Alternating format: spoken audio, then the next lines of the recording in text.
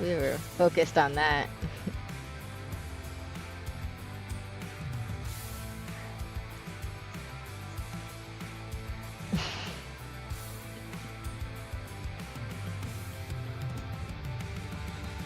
Oh yeah, wait. I should mute the mics. Hold on. Let's see.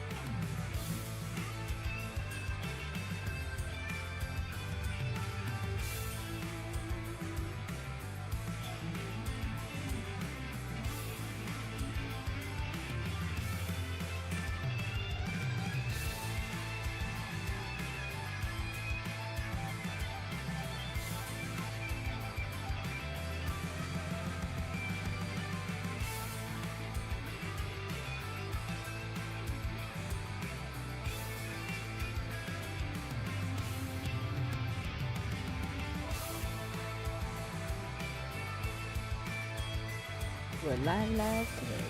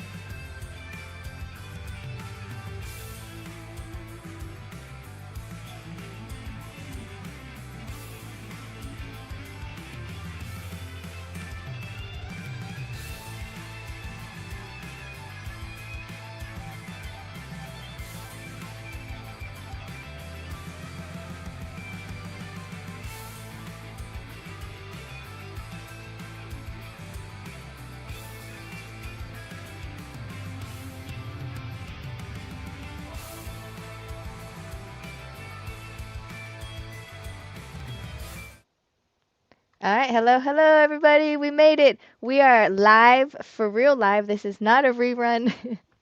We are working on pinball machines today. We are here checking out Harry Potter pinball that's coming to Pinball Expo in a few weeks here. We have Kyle right here, the creator.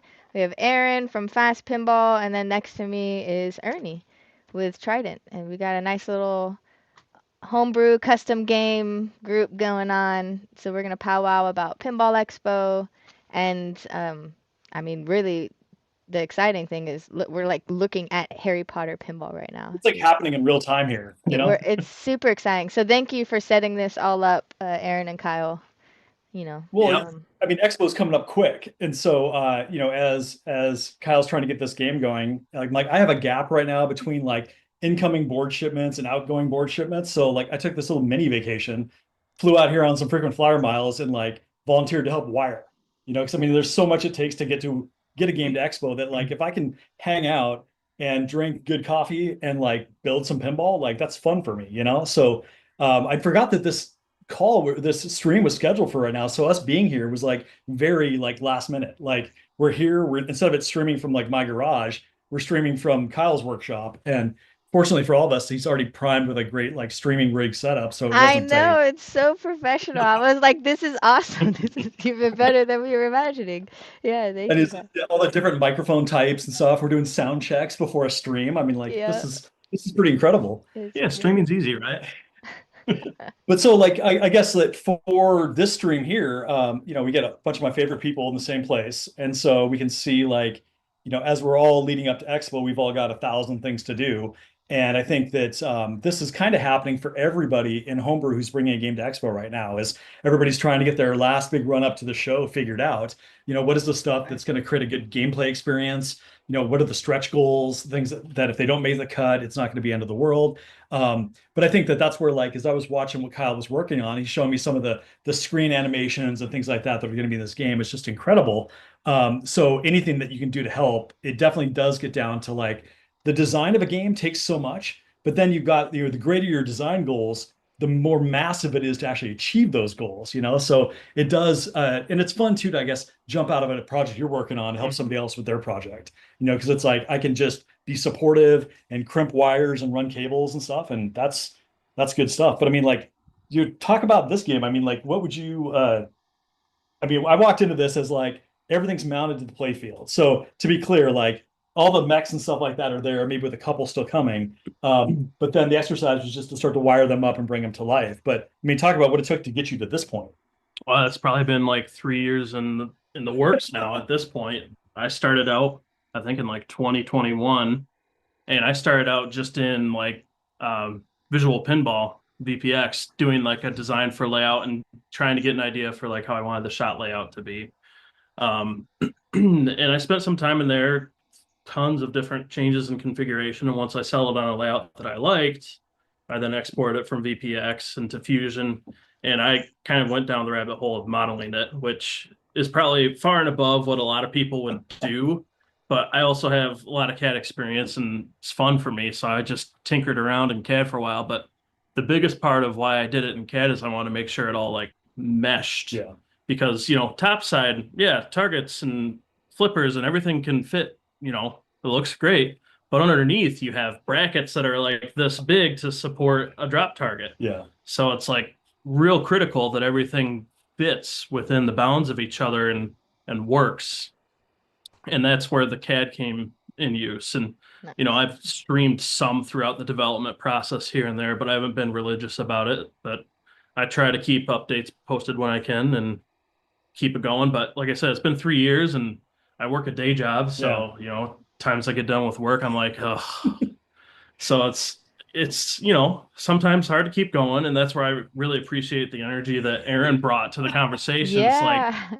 let's see this thing at Expo. And I'm like, oh God, I don't know. That's gonna be close. But I When mean, we that's the thing. heard you were coming to Expo, everyone on the entire internet rejoiced because we've been Yeah. seeing your progress pics and it's just like, what? This is real? How is he? It's I can't Well, and wait I'd to say even too, to like back when actually I see the first saw this design because project, just from the little glimpses of photos and stuff, it's very detailed and everyone's been wanting a Harry Potter pinball machine for a long time, so you're kind of fulfilling a lot of dreams too with this. Yeah, there's been other people that have done custom mechs and stuff, but I don't think anybody's done it quite on the same level as Kyle. Yeah. So it'll be super cool to see in person and play. Well, and I set out with like a philosophy of I really wanted to not only create like that world under glass, but I wanted to bring the magic into pinball. And yeah, I wanted to bring something different and innovative to it. And with that, that's kind of where like the origination of my design for like the Quidditch play field, where it's got a functional flipper that actually raises up and down with a piece of polycarbonate. So you can bat the ball around like it's flying in the air. So I wanted to do some things that were a little bit different and unique. And, the engineering challenge to get it to actually work has been complicated. And, I've gone through hundreds of iterations on every single mech design that I've put in here. You can show your pile of like metal scraps later on as we're Yeah. walking around, like all the iterations of the metal work. It takes up a corner of the room here. It does. It takes up a corner of the room, and that's just my scrap pile. When something doesn't fit or I got to modify it, I just chunk it over there, and the dogs freak out because it makes a loud noise. Eventually, I'm gonna like start my own scrap yard Yeah. and see what I can do with it. Oh Well, you know, yeah, you it's- can start building structures and stuff with it. Yeah, it's like lawn What art is made out of- your are you an engineer by trade, or how did you get into like building games I and then being so detailed on these I mechanisms? started my career as a packaging engineer. So, Oh. packaging engineer, it's not an engineering degree, but a lot of the titles out there are engineer. So you think like everything you buy has to have a package somehow, some way or another to get it to you, to get it to the store, to protect it. Graphic arts involved, things like that. So I started, the first 7 years or so of my career in package engineering and doing that design for my company. And now I'm actually a supply chain network design engineer or analyst, whatever you want to call it, where we're like trying to strategically plan out how our supply chain works as far as distributing our SKUs to different parts of the country and different customers all across the country. So, what's the most efficient, lowest cost way to get those parts distributed? So, That's And I amazing. just learned What that kind of about him parts last- are you distributing? service parts for vehicles. Oh, cool. Nice. Well, like Yeah, when he I'm was describing like what he does, like with the packaging and all that stuff, like there's not a lot of people that get the nerdier side of like shipping and packing boards. So I was kind of bragging about how like we picked our board sizes based on what standard U-line anti-static bags were sized for mailboxes, and this is the first guy I've talked to that would actually appreciate that madness of products in boxes and all that kind of stuff. So it was a good bonding moment. Yeah, I nerded out about packaging for a minute. It was weird. That's I pretty don't get cool. the chance to do that too often. So Actually. yeah. Yeah. But I was gonna say, like when I first had seen Kyle's project, like with all the fusion renderings and stuff that were coming up there, like it's I told Kyle I've seen that many times. A lot of people who want to get into homebrew, they start bold, they model all this stuff up, and then it just fizzles out and doesn't go anywhere.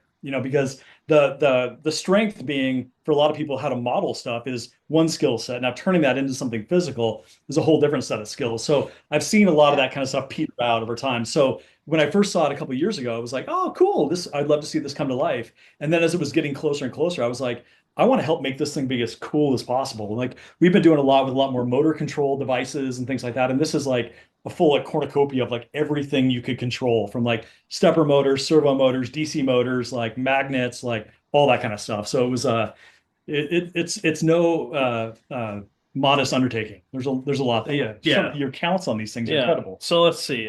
Coil count 69. Yeah. What we figured last Yeah. night. Nice. Optos. I've got 60 plus. I'll call it 63 opto pairs. I've got 55 physical switches. Proc sensor. I don't have the counts on here was like- for steppers and servos, but I got four steppers, 4 servos. It's like almost 300 RGB LEDs in there. Yep, too. yep. Like, Yeah. like this is the stuff. It's like it pushes those limits, and not even limits. It's like, what does it take to coordinate all the stuff and have it all be stable and functional?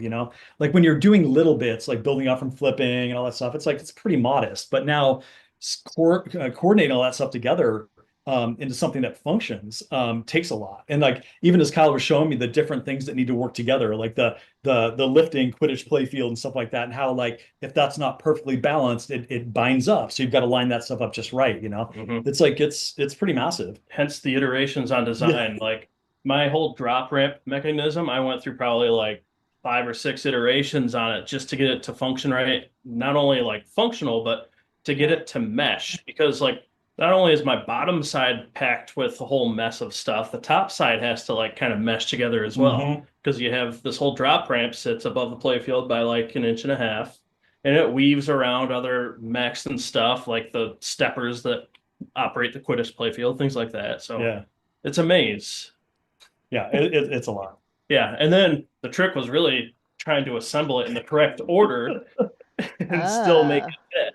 Yeah, you have to mount this before this, but you got to consider this has to go between these two things. Because that's when you kind of got to like insert at an angle and then push, and then it'll get in there. It's like, I mean, the project's definitely at the stage where like we'll be able to get this all flipping and working. Like, you know, I mean, there'll be some finessing in some areas, but you know, it's definitely like it goes back to when I was working on the Funhouse remake game. It's like, you know, you figure out where everything fits and functions and you're good, but then how do you build hundreds of these things is a totally different exercise. You might find that like changing where things are mounted and stuff like that makes it easier to assemble. So this project doesn't have that burden to like, you know, go into full production. So we can find things that say this works for this run up to Expo and gets the game actually playable. But then if you were going to make thousands of these, like there's a whole other path to take it, like how to optimize for that, you know. But I'll just say I don't think you can make thousands of these. Dude, it would take like I was gonna make like maybe a second one for my brother, but no, that's not gonna happen at this point. I've been trying to convince Kyle to send me all the files so I can make my own.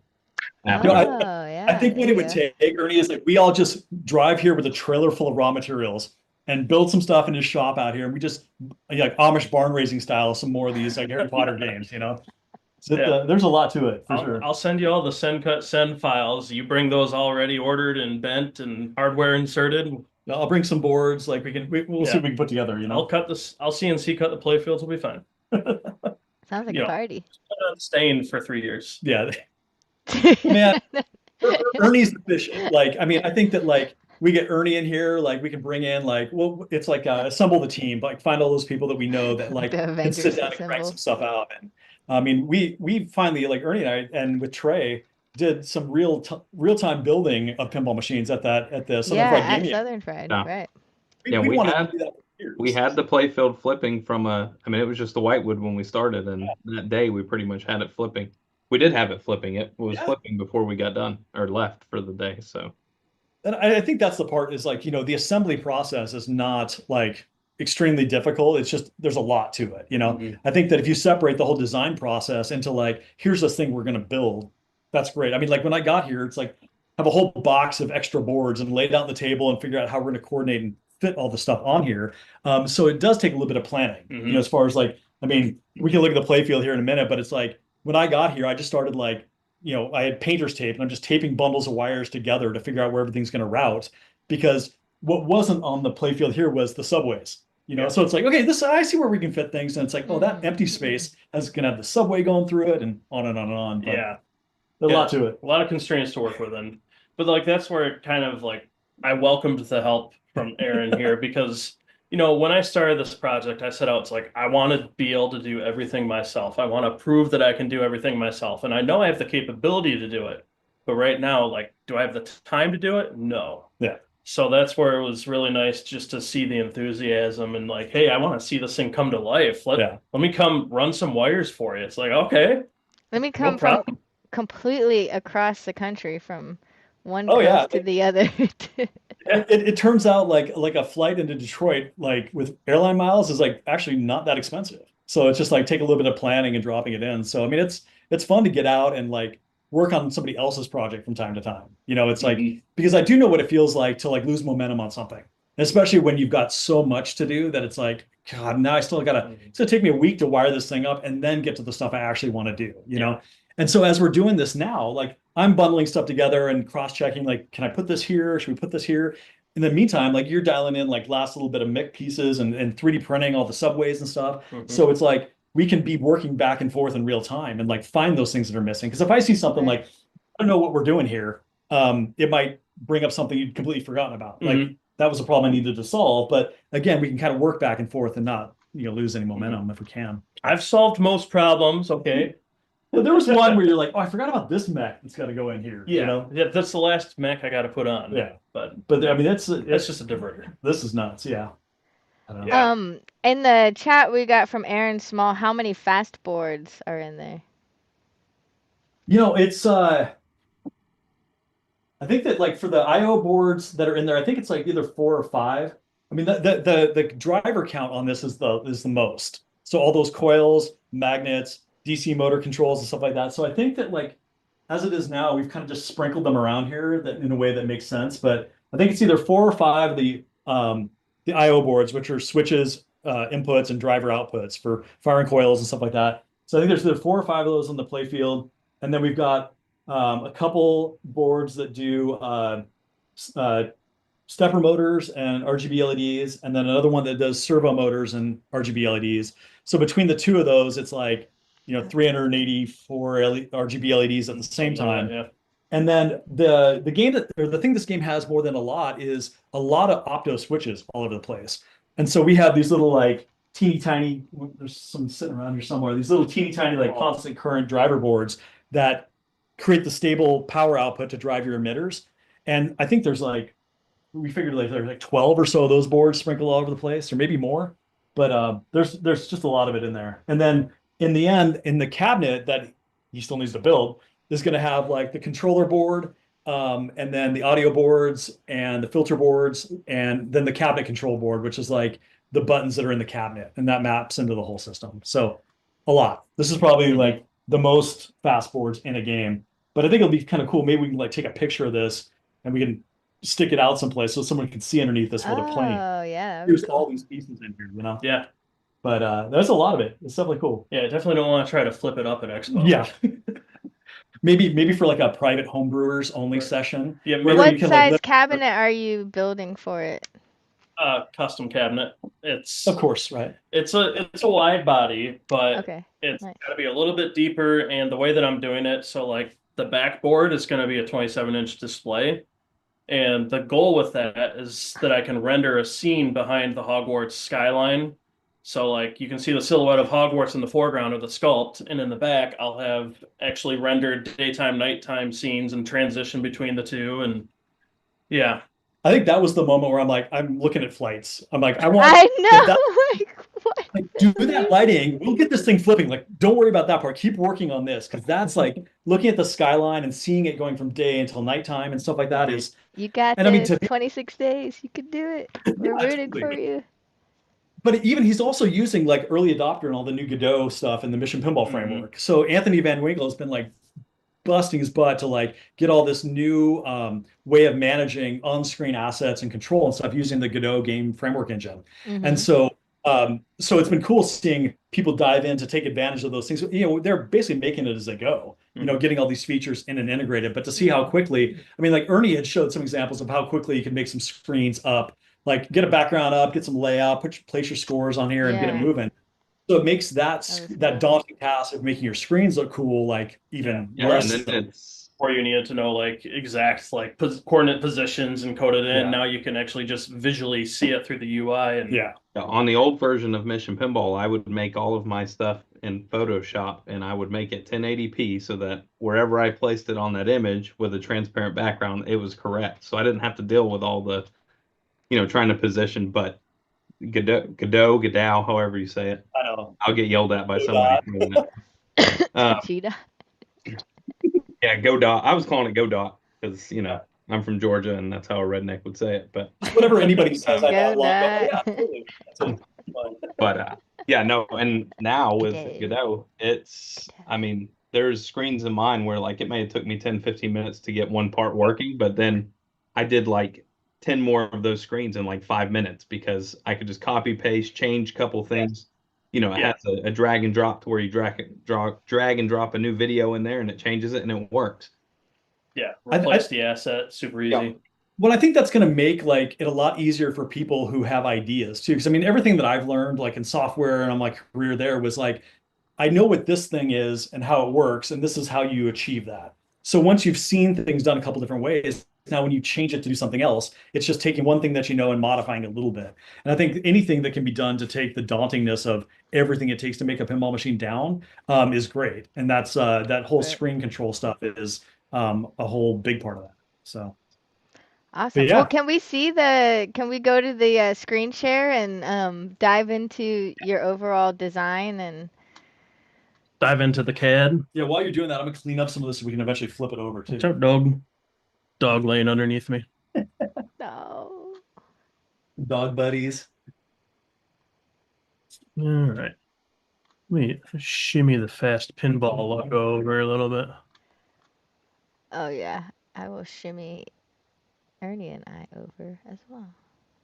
Let's go, Ernie. Whee. Why'd you put me in the corner? Nobody puts Ernie in the.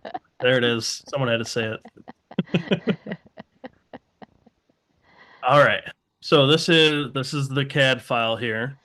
Currently it's showing with all like the 3D printed sculpts and everything, but you can get like an idea of the vision here on what I'm trying to do. The playfield itself is broken up into zones. So the left side of the playfield, that's kind of like over here where the prophecy orb is. You see the prophecy orb there? That's like your London area. So you have the Ministry of Magic, you have House Black, Order of the Phoenix, you have the prophecy orb right here, which is kind of like a captive mech that you'll be able to destroy Horcruxes, and it's also a inbuilt multiplier. I got the rules and code mapping at least built out for what I want to do. I just don't have it coded yet. As far as like code goes, I've got really basic code. Like if it fires up, there's no scoring, but all my ball devices and things should function in theory.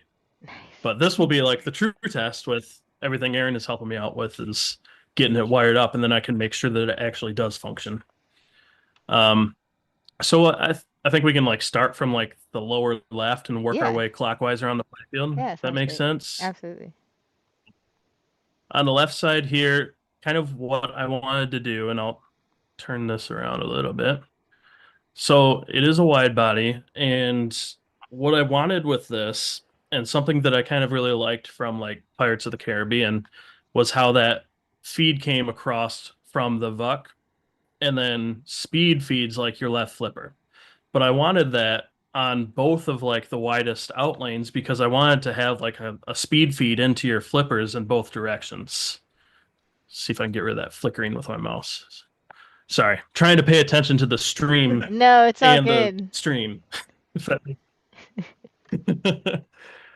yeah, your left side, your in lanes are going to spell Potter, Potter.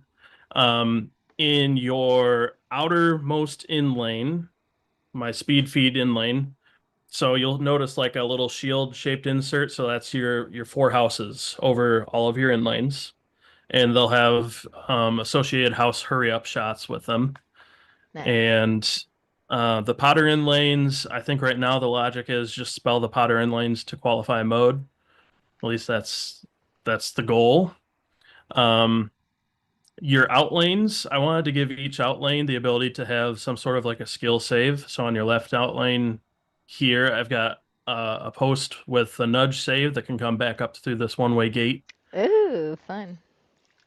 And then on the right side, the goal, you can kind of nudge it off the rubber here up into a post and then over, and you can try to tilt regen by nudging it up into this target here. Or you can nudge it back into the shooter lane. So the slots that you see there are more so I can like adjust it and dial it in. So it's like not too easy, but also you can do it. I don't want it to be impossible. And then the other like unique feature, the little triangle insert over that out lane there is for the Dobie ball save. So Nice. if you look at my trough feed here, it's a unique shape and it's that way for a reason. So on the right side, there's a magnet. That magnet will grab your ball. Dobie will do like a little you cannot harm Harry Potter type of thing. And then it'll fling your ball down this guide, shoot it over here. I have another magnet that can help fling it further if I need the assistance. and it actually shoots it back up the out lane and into play. So something do something unique there. Let's keep going up the left side. So on the left side here, I'll hide my wireforms so we can actually look at the layout a little bit more. Left side, so what I said earlier about wanting to like create the magic of Harry Potter and also like really do the theme integration justice. I wanted like instantaneous ball transfer, like Flu Network. Think you enter in the fireplace and you instantly come out the other one, right? So on the left side here is a VUC, and it's one of my first custom mechs where I took a VUC and I modified it, and I sistered another coil on there and built a custom diverter. And then I also put another pair of Optos on top of the existing ones, so I can sense. The point here is you can shoot the VUC or the scoop. It'll sense that there's a ball there. The diverter is already blocking the path of the scoop, so it sits on top of that diverter. Meanwhile, underneath, there's a staged ball that's always at the ready to fire out. So if you shoot one fireplace, the other one instantly shoots it out. So it's the goal here is like pretty instantaneous reaction. So in order to do that, I have a whole integrated subway circuit underneath the playfield that self-stages balls without you knowing it's doing it in 3 different VUCs, and there's I think 5 different entrances. So the 3 VUCs plus 2 holes, I believe. So the goal here is that every one of those vertical upkickers has to have a ball staged at all times ready to fire. But how do you handle it when you shoot that scoop and there's a ball in there already? Right. So the design of the subway is such that this diverter I built, I'll kind of highlight the profile of it a little bit there, is in the way of the tube, and it can kick the staged ball back into the subway, and the circuit feeds it back down to the trough, and it manages the staging of the balls that way. And then the one that you shot into there can drop down, and it has now become the staged ball ready to fire. Meanwhile, one of the other VUCs fires out its staged ball, so it's should be just like a transfer through the fireplace type of thing.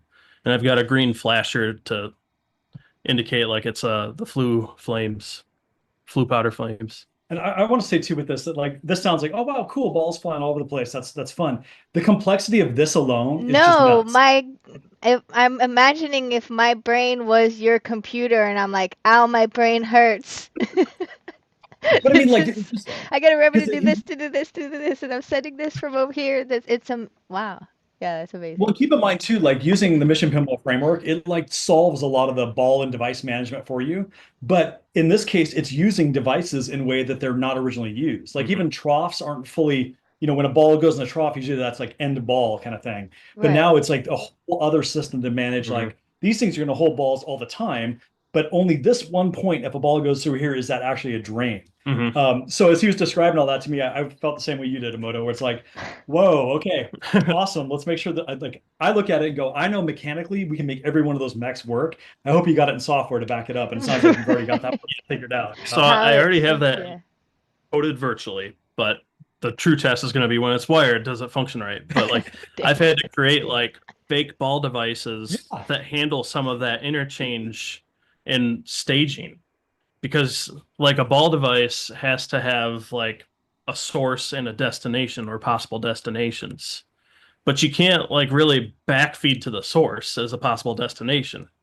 Well, I think when he's talking about ball devices, these are concepts in the Mission Pinball framework. They were like a ball device is intended to like, it will receive a ball and it can eject a ball. And when those things happen, they mean things in the game. Like when I receive a ball, then these other things now need to happen, or it'll hold it until something else qualifies and stuff. So, it's using that same physical mech, but like now the way it choreographs with the whole game is totally different, So can we while see you can benefit the subways, like the wide shot of underneath with the subway paths where all these balls are going? I got like a quick glimpse of it earlier before I knew this complexity, and now I want to see it again to be like, because it was. Quite appreciate the Can we fit a pin snake in those subways? That's the next question.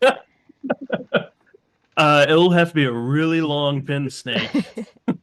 I want the Roomba version, the Pin Snake 2.0, where you just turn them on and then he just like goes over everywhere for Battery you. powered. Mm-hmm. Yeah, it's like those scrubbing bubbles, and Yeah. then like around your bathtub, just put it in your Yep. pinball machine, My I can't cat wait. software is thinking, so give it a minute. Oh yeah, sure. That's the other problem I found with this is that like I'm also pushing the limits of Fusion 360. It's like I've had many crashes and stability issues, and I've tried to make this as clean of a file as I can with like linking in components and whatnot. And so, anyways, here's the subway, and I'll flip the view over here so you can kind of see. There, we'll just go full bottom. Nice. So there's the circuit. So your right trough feeds the whole circuit underneath. You can see the one little feeder subway. That takes it over to this. It's just a coil and like a auto fire kicker type thing that'll plunge it up the subway here. And you see one buck in the lower left corner. There's another one right here. There's a series of diverters that can like kick it off its path into that vertical up kicker. Or it can I can't speak, kick it over this direction. In which case it comes all the way around. There's another vertical up kicker in the middle top, or it can feed all the way back down to your troughs. Wow. So it's like a whole network of a self-staging subway. And I had to make sure, like, so when I was talking about how it needs to kick back out into the subway, a ball that's staged already, well, that's where like this fork comes into play. It can pulse the coil enough just to kick it out and around the corner here. And at that point, gravity will take over and feed it back down to here. And then I can cycle it all the way back around to the trough. Same with like this top one here. It just kicks it straight back down. Gotcha. And then the only other one is this one here. It'll kick it straight up. And then this diverter can block its path from re-entering, at which point it goes over to the side chute here and rolls back down around. So yeah, that's kind of like how I wanted to help create the magic. And that's one of many mechs. Let's continue. It's very magical, yes. Let's continue the tour. So I said this left scoop here is your Ministry of Magic. That's also the Flu network shot. The left orbit, there's a spinner. This is what I call like the flight ramp. So let me hide some of the upper layers. And I'll also hide the sculpts and Quidditch. There's all of Hogwarts there. Hogwarts. Amazing. And let me hide the Quidditch playfield, which is up here. I'm just going to hide all the top layers so we can look at the base flow. And then we can start talking about what stacks on top. Drop ramp, and then Hogwarts. Okay. So this is kind of, let me hide this body as well. Where is it? Okay. So this is kind of the layout.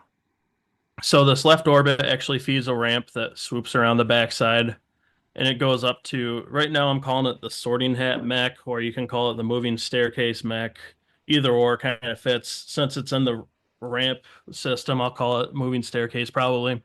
But there will be a sorting hat sculpt on top of it. So it feeds into there, and it can come out of there many different locations. So one of my other like concepts that I really wanted to make happen is every single shot can have many different outcomes. It's not just the same reliable shot, same place it comes out. So that left orbit can feed up that ramp, and then it can either come down a wire form here, can come back down the right ramp, it can feed over onto the Hogwarts playfield, or this magnet can grab it and it can suck it back into a scoop that's hidden back behind here and make it. Now, have you added things to make sure balls can't get stuck on this? He's like, balls. That's kind of an inside joke, but yeah. When it comes to any of like my my ramps that traverse horizontally, there's always an incline to it, so it's gonna roll one direction or the other. It's not just like a flat stuck ball spot. So I tried to be intelligent with my designs, so a ball will roll downhill. At least that's the goal. So like even if you look at that left ramp that feeds around the back there, it actually rolls backwards, but it's enough of a downhill slope that it rolls backwards. So if you shoot this right ramp and the diverter's in such a position to feed that back left ramp to the left orbit, it'll roll up but down. Does the software decide which direction the ball is going to roll out of that mech? Or is it like a physical? It's just in my head. It's I mean, not is it like just physics-based momentum of like getting into that area and wherever the ball kind of decides to go, it goes? Or is it? Yeah, you're talking the controlled? sorting hat. Yeah, in Yeah, the so sorting hat. that'll be mode controlled, so I can position this based on mode. Gotcha. If you look, it's kind of based off of like an old railroad turntable. So I just have this curved guide rail here that connects all the different ramp paths. And it's got underneath it a stepper motor that can turn the whole table and control its position. And I've got homing switches and all of that. Yeah. So that's one of the possible outcomes of the left ramp. Feeds the left ramp, feeds the sorting hat, and it can come out many places. Or I also have a pop-up diverter. You can kind of see the shape of it here. A pop-up diverter that'll actually circle it back around, and then it comes down and out this way, and it kind of cross-feeds over into the Whomping Willow area. And that's like a little spinner mech. One shot, many different outcomes. So continuing on the left side, you've got, this is the Prophecy Orb area. So there's 5 targets back in there that spell magic. It's a captive mech, so it lowers this curve-shaped bar down and traps your ball. You can knock the ball around in there to spell magic, and then it'll release the ball, and the number of balls in play is like your playfield multiplier. So it's a risk reward. You can keep trying to pump balls in there and pump your multiplier up, but it's a very like dangerous shot too, because it's surrounded by targets and you're bashing the ball that's right there. So there's a lot of potential for it to shoot right back down at you. But that is also where you're going to shoot to, like, once you find a Horcrux, that's where you're going to destroy it. There's also a magnet in the middle of it, so I can like throw it around too and do some fun stuff with it. And then underneath this is actually a pico projector and the Prophecy Orb, which let me find. He's gonna pull out. I don't know where the other one went. We're gonna see the orb. Yeah, there's one there. Or the ones you painted? Yeah, the one I frosted. Whatever. Frosted. Okay. Ernie, Yep, what do you think when you see like this jam-packed game? That I need to up my game. Need to get better. Ernie's like, oh man, taking notes. Okay. So this is like a Prophecy Orb. This is just a mock-up. I'm actually going to change this a little bit. You've got the stand that the Prophecy Orb sits on. It's got a glossy exterior and then a frosted interior. And then the projector will project through a fisheye lens, and it'll fill up the globe with video assets, or like what I have right now is just like swirling smoke, so it looks like a Prophecy Orb. And then I'll also use that for like your countdown timers or like shot instructions, stuff like, or mode instructions, stuff like that. So that way you're not like looking up at a screen. You can just like look at your orb and say, okay, shoot left orbit. Things of that nature. Very cool. To the right of that it's a quick turnaround. So it whips it back down the left orbit at you, but that's where the first drop ramp comes into play. So the drop ramp, and let me find the drop ramp assembly. There's too many things in this file. And I apologize for the focusing on screen. No. Okay, so we'll go top view. So that drop ramp will drop down. If you look, you see like this kind of like squiggly line that goes across the playfield in an angle. I saw a mech talk under about there that. that looked like a little motor Yeah. going back and forth. Yeah. So there's actually a long range opto across there, so I can sense when a ball passes that path. And the goal is like after you shoot from the flipper, if it's qualified or if the mode dictates that that ramp should be down, I can quickly drop that ramp down, and then it picks up your ball, and that feeds it up to the sorting hat again. Multiple different outcomes from that shot. So you have the drop ramp, you have the quick turnaround, and that is diagonally. That's also where you would shoot to get your Gringotts lock. And then next up, you have the owl targets, OWL. So there are 3 skinny targets. Every shot in the game, every major shot in the game will be associated with a class. And so your goal is to kind of like level up your OWLs in each class. And as you progress through those tiers, it gives you different game advantages or, better brooms, better wands, things of that nature. Hold on, I want to add something too. Like, okay, so building these themes, I always love seeing how well the creator knows the property they're building around. It's like I've seen every Harry Potter I movie. heard you giggle back there. Like they're all at my house or the family's bacon or something. But like as he's describing all of these things, I feel like I've never seen the movie before. Like, wait, which character was that? Like, what place was this? Like, so Harry Potter fans are going to be so impressed No, at the they're detail. gonna be very appreciative of the detail for sure. So yes, hoping I can deliver. That's my goal. So the next shot to the right of that is the Burrows shot.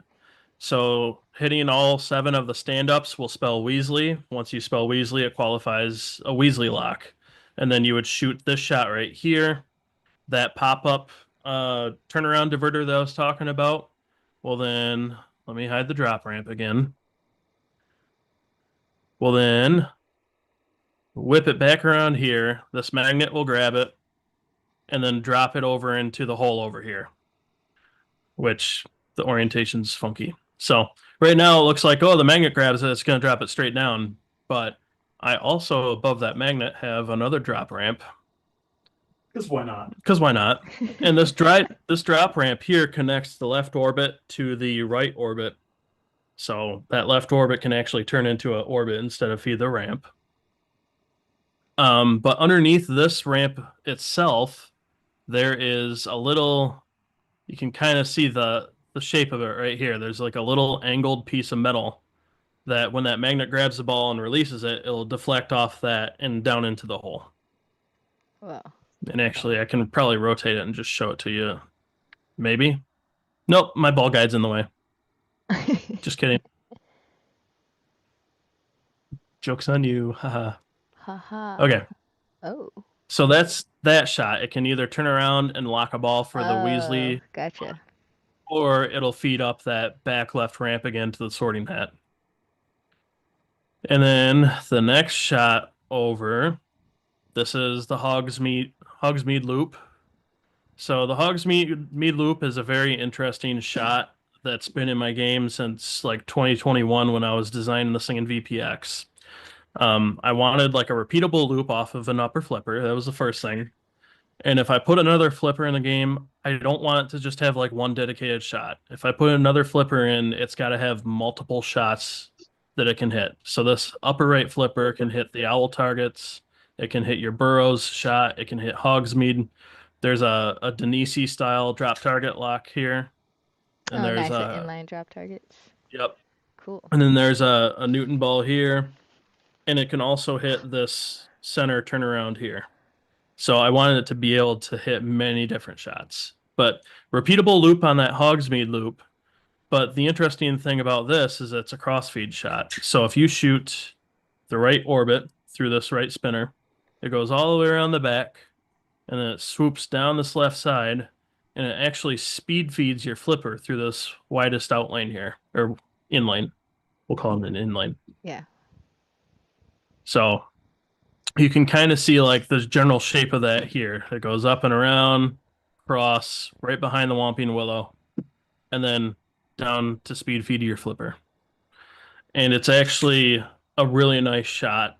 When you physically flip the game, it's cool. And the concept of Whomping Willow being where it's at is like sometimes if you like don't hit the cleanest shot around there or it trickles out, it's going to hit that Whomping Willow. And I'll talk about that mech in a minute. So let me hide the plastics. Okay, so zooming in on the top here, you got this center turnaround. In the center turnaround, well, first the Denisi lock. I forget what my code logic is behind that or the goal there. And then you've got the Newton ball. And I think if I remember right, the Newton ball is going to qualify duels, which I'll talk about that in a little bit. Your center turnaround is like a crossing turnaround. So from the right flipper, if you shoot the left side, it'll cross feed to your left flipper. And then I try to capture any like slow drains out of that directly below with the owl targets. So like if it's like a slow feed around there, in theory it shouldn't go down your center drain. And it doesn't happen really that often at all. But that center turnaround is your mode start. And there's a magnet in the back of that turnaround that can grab the ball, play a show, drop it into the subway system, and then start your mode off. Also, if you shoot that center turnaround the left side, I have a drop diverter wall, which you can kind of see right here. So this can drop down and it'll feed around to your right upper flipper and give you access to those shots again. So I also wanted the ability, like any additional flippers, you need to be able to feed them from either of your main flippers. So like I want to give you the option, right? And sometimes like this wall won't drop down, so you can only access that right flipper from your left flipper. But if you want to access that upper right flipper and the mode allows it, I can drop that wall and it'll feed around to your right upper flipper. And then there's your mode start hole. In the middle here is the center ramp. This went through like 20 iterations till I got something that actually functioned decent. So this initially was a 180 ramp, and it would feed back straight down a wire form. The design of this one is a two-stage gate. So there's magnets behind it. So when you shoot up there, the Optos can sense where the ball's at. The magnet can grab it and hold it for a second if I need to. I also kind of want to maybe do some trickery and try to like ladder the ball up from magnet to magnet. So I can have like 3 magnets and just like have it jump up. So I want to try to do that, but either way. So the ball goes up, it holds onto it, and then it shoots it back down? Is that? It won't shoot it back down. So these gates actually feed different things. So the bottom gate, when the ball stops past the bottom gate, it'll feed it to the Quidditch playfield where you can do your Quidditch practice. Oh, gotcha. If it stops at the top gate, it feeds back down to your flipper through a wire form. But I don't want like a partial shot up that ramp to put you on the Quidditch playfield if you haven't qualified practice on Quidditch. That's where the magnets come into play. So like if you have a partial shot up that ramp, I can prevent it from going to the Quidditch playfield and like fling it up with a magnet or whatever I need to do. How dangerous is this shot? Like if I hit it with the flipper and go partially up it and come back down, it won't go back to the drain. Nope. It goes back to your right flipper. Oh, nice. Yep. That's the concept there. As a novice player. Yep. And it's amazing how like the angle of that right wall, it's so intense. Had to change it 5 degrees just to get a nice clean feed up the ramp. So like that 5-degree change required me to shift like an opto on another wall and shift other things around to get it so that it played nice. And that's kind of like the fun with Fusion is I can modify it, and then if I need to get another wall cut, I can generate the file, send it to send cut send, and there you go. The right turnaround shot. So this turnaround is like your courtyard of Hogwarts. So either way is a courtyard shot.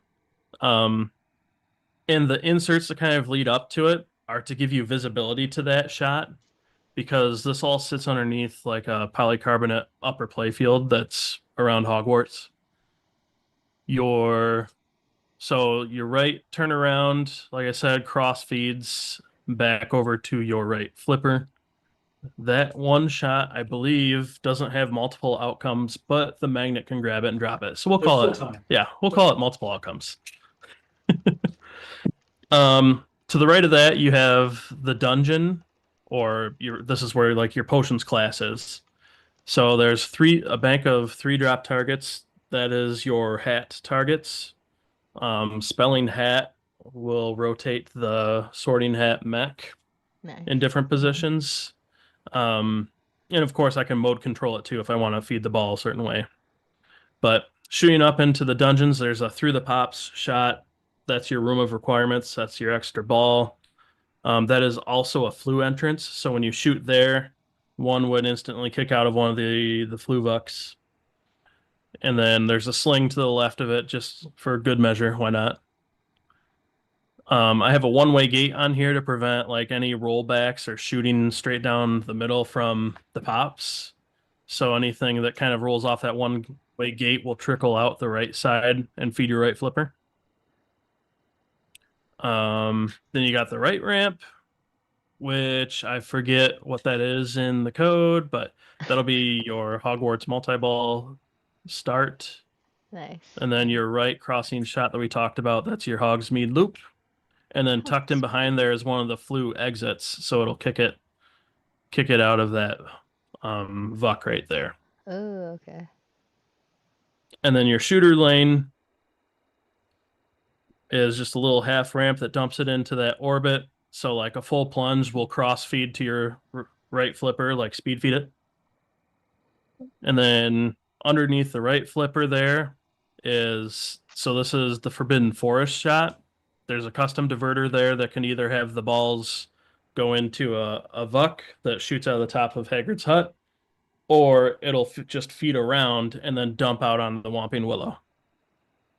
And those 4 targets spell wand. Nice.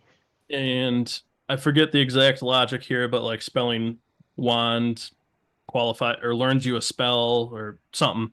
You get a chance to learn a spell. And There's so many features in this game, you can't even remember them all. yeah, I don't remember them. It's gonna do something cool. His FAQ is gonna be like this thick. You're gonna watch this stream later and be like, I just committed to 6 other things I forgot about. And then you've got the Whomping Willow. So this is another custom mech. This is a free spinning disc and also a powered spinning disc. It also has the ability to position itself so like the post isn't blocking that crossfeed shot. So I have like a keyed opto sensor pattern on the disc so I can home it and get that post out of the way. But also, like if you're familiar with the stories in the movie, what I call the mag rail. So those inserts in the middle are going to light up and resemble spells that are cast during a wand battle. So like if you're familiar with like the graveyard scene in Goblet of Fire, when the spells connect between Harry and Voldemort and you have like the green plasma out of one and the red plasma out of the other, the goal here is I have like, I want to say it's like a string of 30 LEDs so I can like feed in that spell with lights.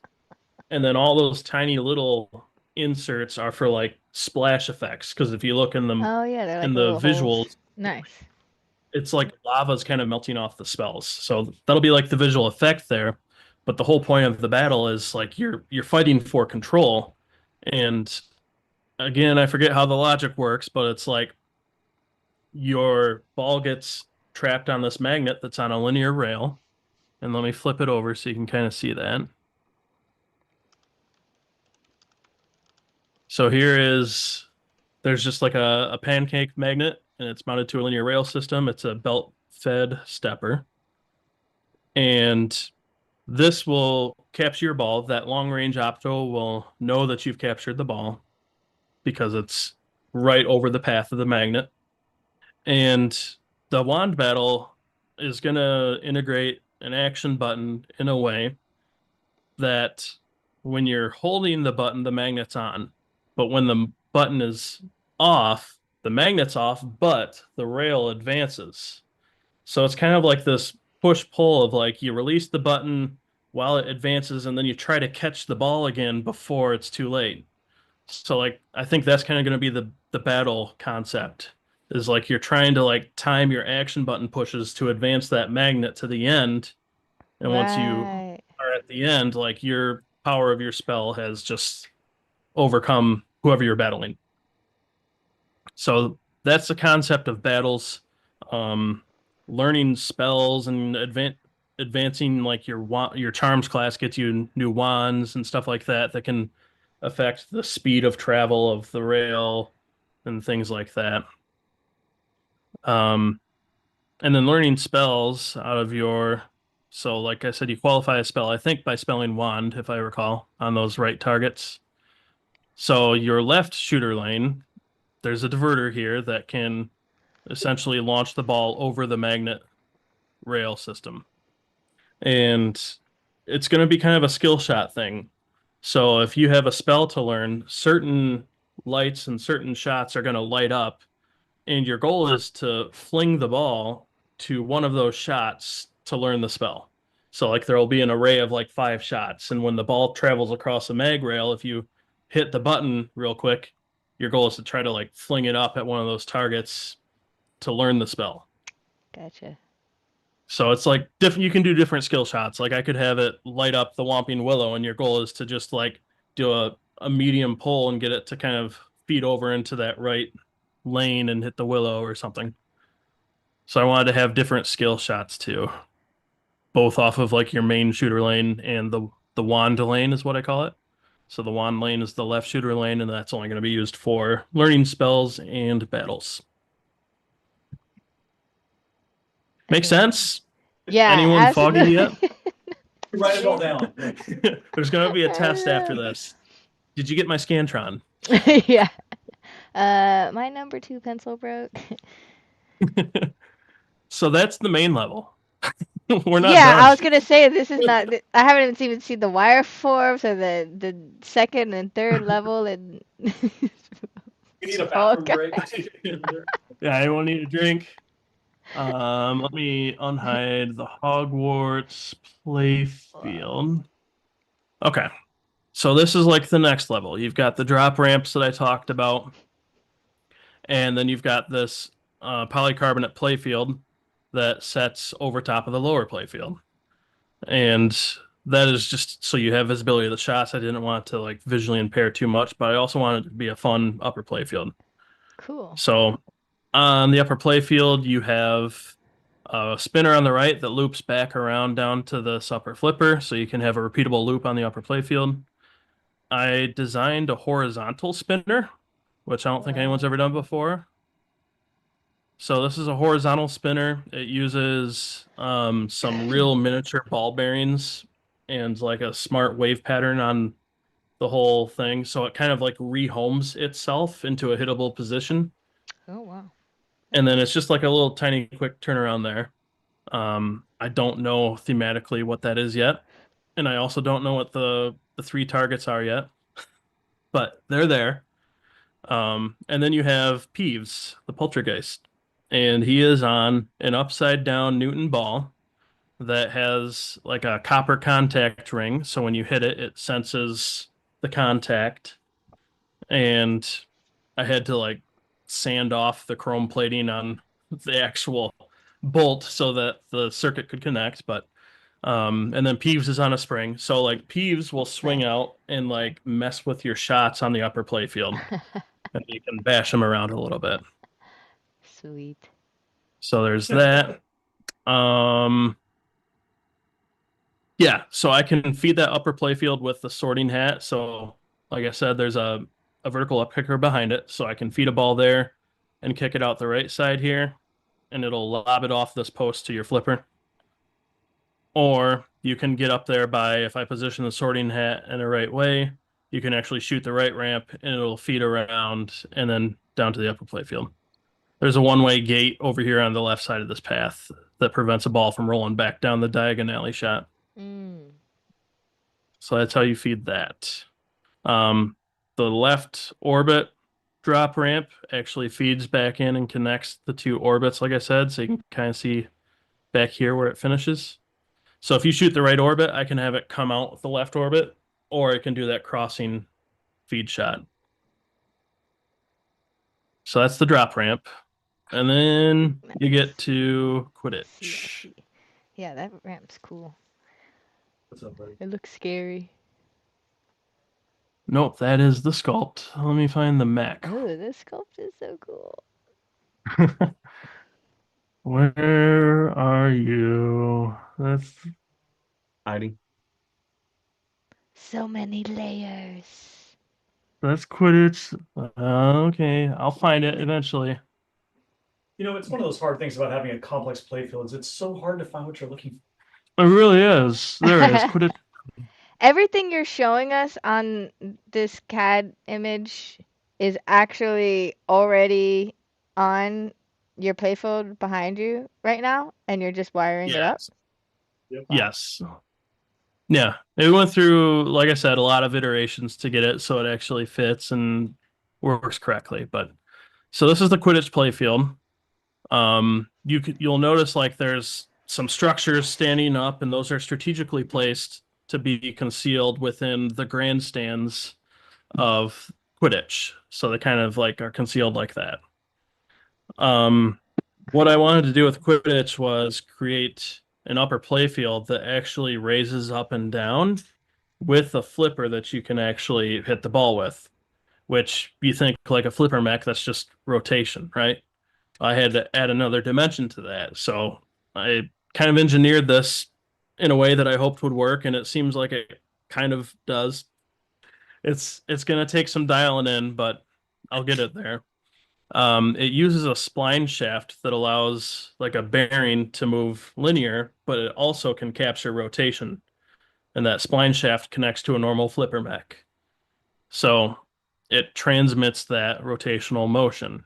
And then if you look, I've got some gears that just kind of transfer that motion to the actual flipper itself. Because remember, like the flipper's got to be visible and out on the playfield. I can't have it tucked in that little tower. So I actually have to offset the flipper from the actual shaft to be able to have it in a playable position. So that can move up and down. The two main towers on the left and right are steppers with an integrated lead screw, and those are connected to the polycarbonate, and then that can raise up and down. And then on the back here is just another linear bearing that helps give stability to the whole playfield as it raises up and down, so it's not like teetering. So that just kind of helps with that a little bit. And then you have the 3 scoring rings from the Quidditch pitch. Those are 3D printed with embedded Optos, so you can sense when the ball shoots through the ring. And then the ball shoots what's not through the ring? Yep. So as Like the the playfield ball's raises up and down, flying 6 inches above the playfield, shooting through those little Quidditch rings? Yeah. So with the surface, it goes up and down too. Yeah, A standard so like size pinball that you're playing on the rest of the playfield is gonna come up there and shoot through any one of those rings? well, the whole playfield itself, like I said, raises up and down. So the whole surface that the ball is on is a clear piece of polycarbonate. So that raises up to the level of the ring that you're trying to shoot for. And then your goal is to like shoot it through that ring. Oh, I see what you mean. It's not like flying through the air through, but I mean Yeah. it's still like absolutely mind Not that blowing, but crazy. that is still crazy that the entire playfield's moving. I don't know. Maybe more crazy. Yeah, it took a Whoa. little bit of figuring out. So yeah, each of the rings are at different levels, and you raise the playfield up and down. There's a spinner that's not actually in the drawing. So you shoot the spinner to raise the playfield, and it'll be on like a timer to kind of start going back down. So you got to kind of keep hitting the spinner to keep raising it up. And I think like the objective is once you shoot all 3 rings, then you can catch a snitch for an extra ball type of thing. And then back in behind it is a Quidditch chest. That's a 3-ball ball lock. So the balls actually feed up a vuck through one of those towers. Let me unhide. Cool. And they go in the chest. That's great. Yep. So Amazing. it'll feed up Thought of that it all. tower and it goes into the chest. And then the chest can lock 3 balls. and I also have like a little relay coil on it that can like shake it around to make it look like the balls are trying to get out type of thing. So I wanted to animate that a little bit. And that should be it. I think that's everything. Any questions?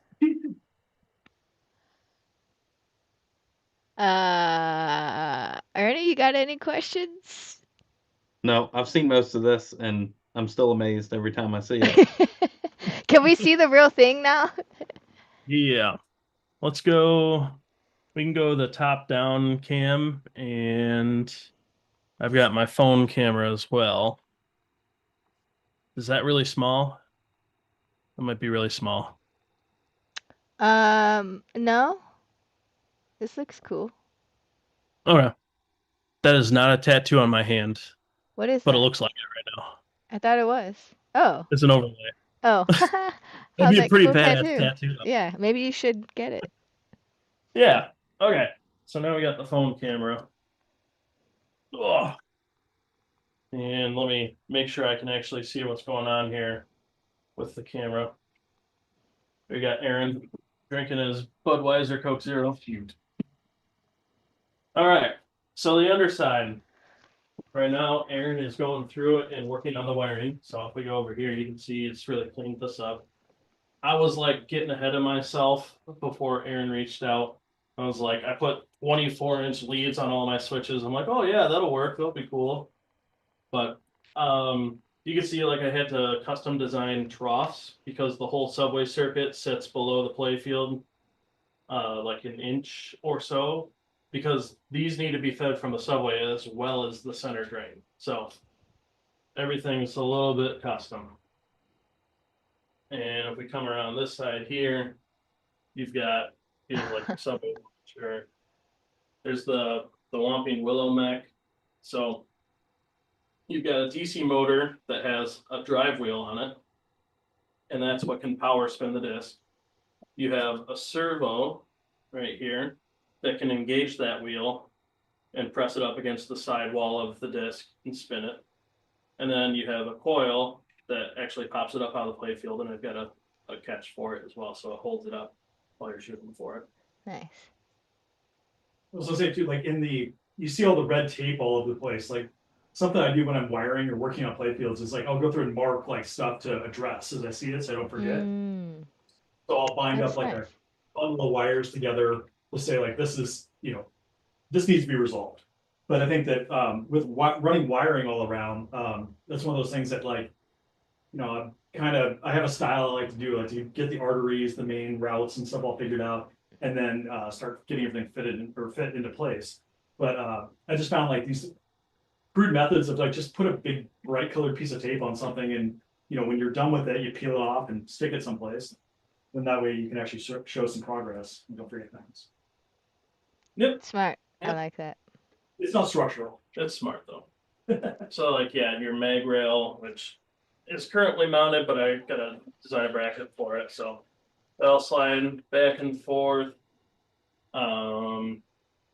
You've got just about everything in here. Here's like the custom diverter that I created for the Hagrid's Hut Forbidden Forest area. And maybe I'll go around the other side to show you the Flu Network buck. Oh, you read that? It is the game. That was. Yeah. That's funny. Yeah.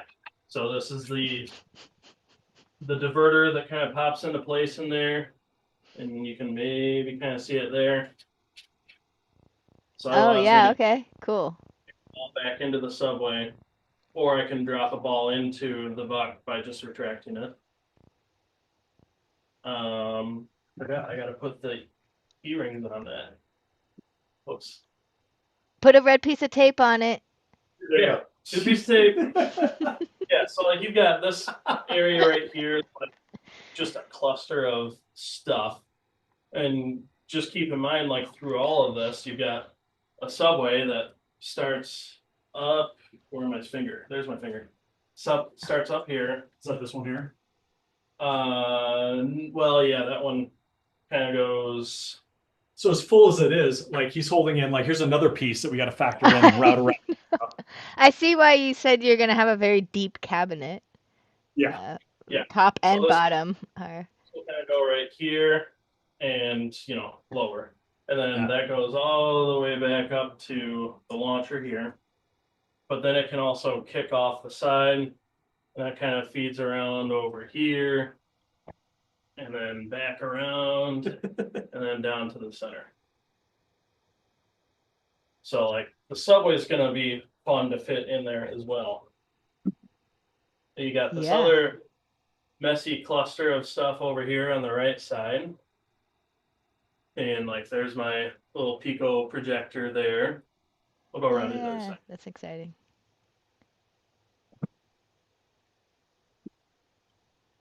Oh yeah, there's your Pico projector sandwiched in between some other dual on coils that are going to be like my drop ramp coils, so I can hold the ramp down.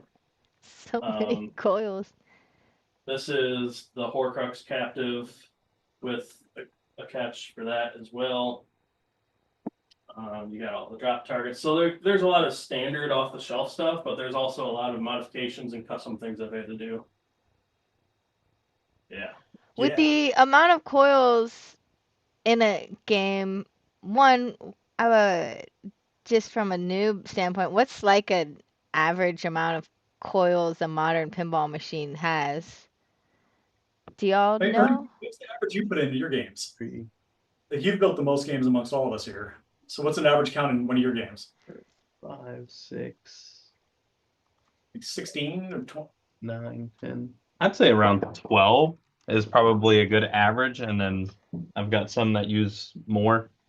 And then the follow-up question is, Oh. does that change how much power supply or anything like that, power-wise, going? I guess so many coils can only fire at one time before Yeah, I mean, the it's, power they're supply not. is maxed out, or how does that work? I think that like the reality of a game running is like they're not all constantly firing at the same time, So I think Right, that yeah. you could look at, like from a conventional like just hook everything up and start to play it. I mean, that's when you'll see that if you do find that like you're browning things out, that's like a system study to where it's like what is the actual current draw at any time. But on the games, you're using these switching power supplies and using filter boards with them that kind of build up the capacitance for those coil fires. But again, those things are not firing at the same time. Even when you do like a dual But flipper like, on the say left you're side. in multi-ball on this game, what is the potential max amount of coils that could be firing at the exact same time? It's going through a Okay, diverter, it's going through this diverter, it's going to a scoop, it's going into the subway, being kicked So around. when a coil fires, it's like a millisecond, Yeah. 16 milliseconds. I mean, it's like So it'd just be like only gated ba-da-da-da-da-da. for- yeah, Never really Yeah, at the exact same time. But what if it Yeah, is? and Dude, it's like- not normally held Well, on. flippers, like on the left side, you got two flippers or something. Like even you can wire those to the same switch, but a lot of times they'll do like the staged switches. So even those two different switches being milliseconds apart even is enough to make it so that those are both not firing at the same time. Gotcha. And I'd say a good average is about 16 coils. Wow. Yeah. And you have sounds- 69 in here, right? Well, and also like within the game control, like you're using these like MOSFET drivers and stuff. So those are also used for things like controlling the direction of a DC motor and stuff. So it might not always be a coil firing, but it could also be a magnet, could be a smart target drop release. So a drop target that goes down, and when it's up and it's being held in place, and then the target has a knockdown. So there's smaller coils and stuff around. So basically there's the moving something drivers all over the place, and they're not all high power coils. But yeah. That makes sense. Yeah, let's do it. See if we can do that without ripping anything. All right. Sit they're flipping down it. for a second. Not looking up my nose. I'm gonna let you do it because I think you've done this way more than I have. So I'll watch for snags. This is the money shot right here. Snags. I heard snacks. Got to be Snags, hold on. man. There's got to be some holy noises as you turn it over. So there's gonna be some. Yeah. Oh. That's loose is held by one. Go on, move the soldering Oh, iron. God. Oh my God. I just want to like catch it. We got. Okay. All right. Good. Yeah. That sounds good. my So gosh, your slide. stressful for Yeah, some look at reason. the slide. Yep, Subway. Yeah, there we go. And now Oh one of my my gosh. bonds. Look, and it's a fully arted playfield already too. I guess it would have to be if they're putting all this stuff on it. Yeah. That would not be fun to disassemble and do again. Yeah. Wow. I normally tell people to wait for art until you know exactly what your playfield's going to be. Right, that makes sense. Knock this down. Wow. Okay. Look at that. Yeah, we're good. We're stable. We're stable. No one call an ambulance. We're okay. Yay. How heavy do you think that is? I don't know. 5,000 pounds. There's a lot of metal on there. 3 elephants worth. Well, that was one of the things I looked at right away was like, you take a piece of plywood that's got its strength, but then you start cutting out inserts and different, spaces for things to move through. It starts to affect the strength of the playfield itself. But I mean, there's Oh. all square. It's not sagging. Yeah, what It's- kind of wood are you using? It's a Baltic birch plywood. And then my side rails, I think, are poplar, if I'm not mistaken, or oak. One of the two, probably oak. Can't remember. I painted them a long time ago. And then I had to, like, if you look at this left side, I had to design just a little reinforcement because this diverter here and this long range opto sensor here needed to be off to the side there for the width of my game. So got just enough room for that ball to come out of the flue network here, and don't mind the gate right now, and shoot back down and cross feed to your clipper. So yeah, everything is here. Drop ramps function. Oh, yeah, the little magic targets. Those are cool. Yep, there's your magic targets with a magnet. If I have a ball somewhere, there we go. So here's your, lock this down. There's like your captive. Oh, okay. Yeah. So it's a directional captive, so you can like hit it from one side to hit that target back in the right, or you can hit it from the left or the right side to hit it left. And I got to screw a post in there still, but Nice. yeah. So there's that. Yep, Expo. This is coming to Expo. This is your Quidditch pitch up here, and I wonder if this is. Oh yeah, I want to see this playfield move up and down. Can we see that? Can you manually move it? Yeah. Okay. I'm not trying to mess y'all up. You got to turn these at the same rate. Move it, move it. I like to move it. So there, Wow. look up at the first level where you can shoot it through the hoop. And No. little adjustment there. So it's going to be important that these raise at the same rate in order to make sure that the flipper Yeah. can still. Otherwise, this will bind here. So that's going to be the tricky part. So when I said I hope it works, it's more so just making sure that that logic is right so that they do raise at the same rate, so it doesn't bind the flipper. Absolutely. Yeah.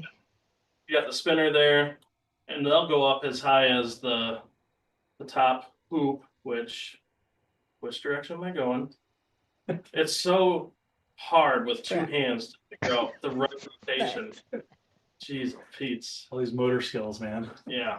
How small is that hole compared to a ball?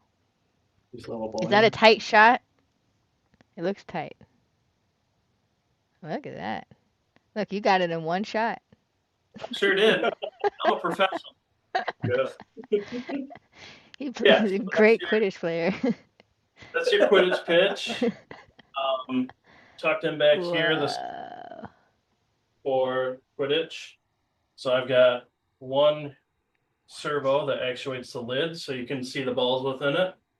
There's, if you look down in there, is the little coil that can knock this back and forth just to shake around like the balls are trying to get out.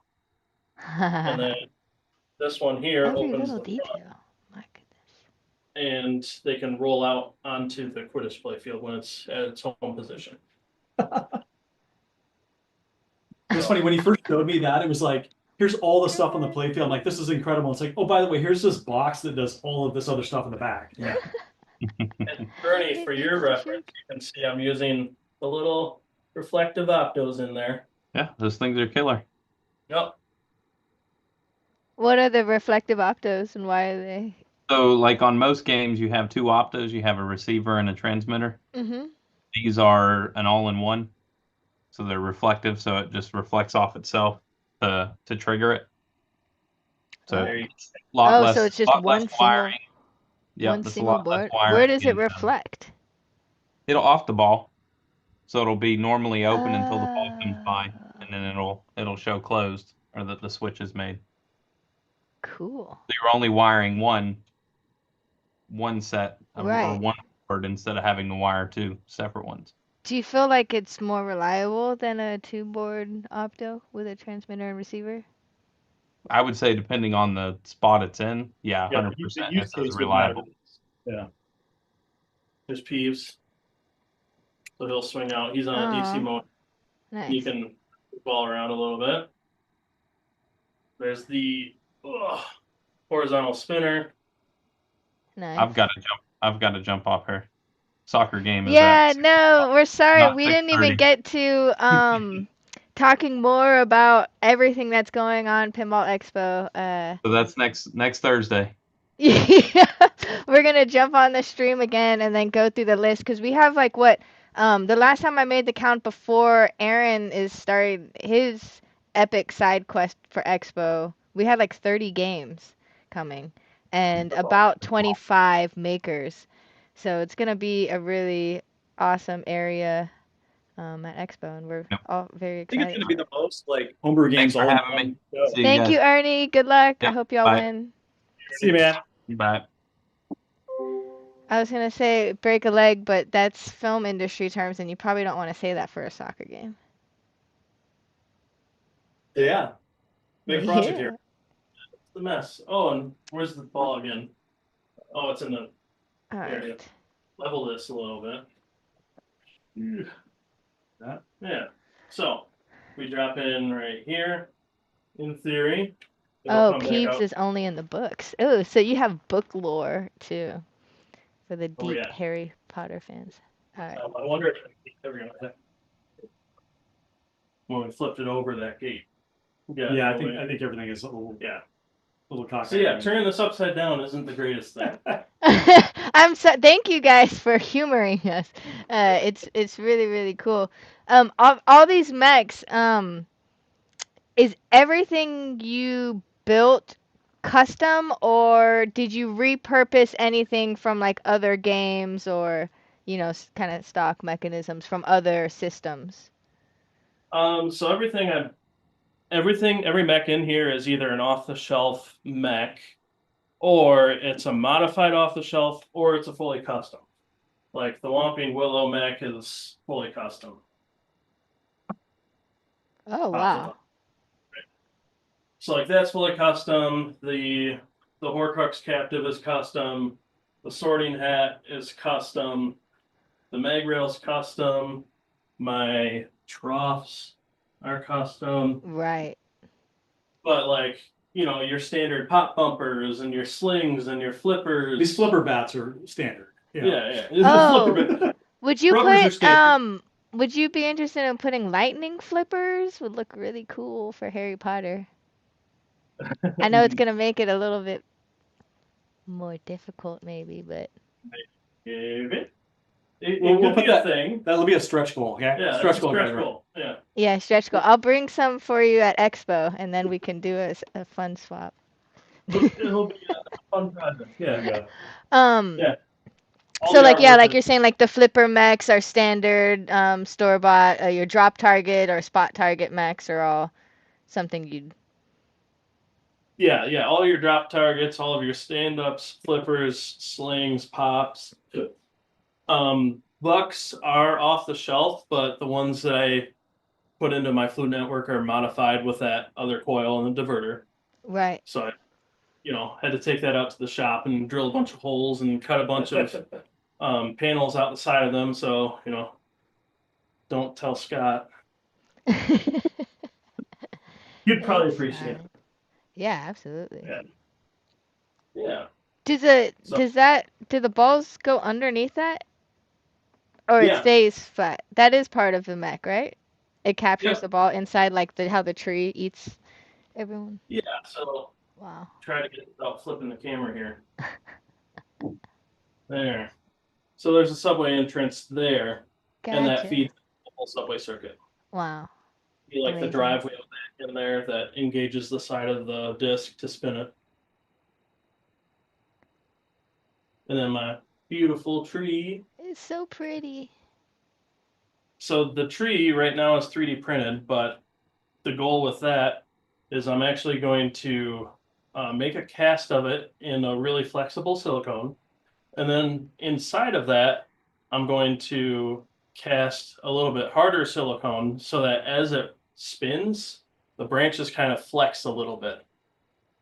So It's like organic. yeah, it's more organic as it spins and moves. And then I can like, with that other harder silicone, I can like maybe jab in some thinner wire branches or something That'd be cool. to make it more lifelike. Yeah, If you're not absolutely. like throw like a custom, mini tree to Yeah. there, Yeah, let's get started on a bonsai. Are you gonna have get a that lot of- before Expo? Is the tree gonna The- be Expo ready? It's a stretch goal. I think Yeah. most of the this are just going to be gray, unpainted, 3D. Sorry. Like over here, I've got the Hogwarts, Oh, cool. and that took a lot of hours because it's actually hollow on the interior, and all of your windows are see-through, so that I can light it and make the windows all light up and look awesome. How many hours of printing is that? This one piece here is like a 24-hour print, and same with this piece here. Nice. It's all resin print too, so like the details really nice. Actually, there we go. There's Hagrid's hut. I love how it's just all spread out around. Are you gonna do the painting yourself, Kyle? Probably. I'm just not to that stage yet. There's my my concept map for Very rules. cool. So yeah. When you do the painting of your castle, you should totally live stream that and just have like a close up shot of just the paintbrush. That's like a Bob Ross painting. Like, Yeah, you just put those- totally. We'll all watch it. It'll be great. Yeah, see, he even has cool transitions. This is amazing. There. Look at that. Oh, let me move your fast logo.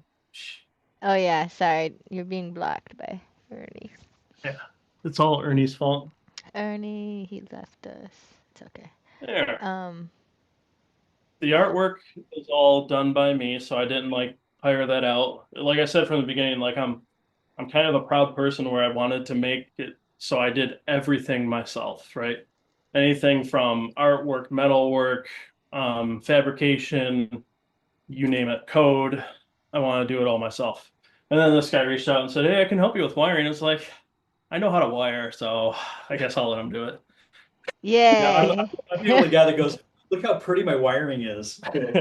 You showed, you DM'd him pics of your wiring to get into his house.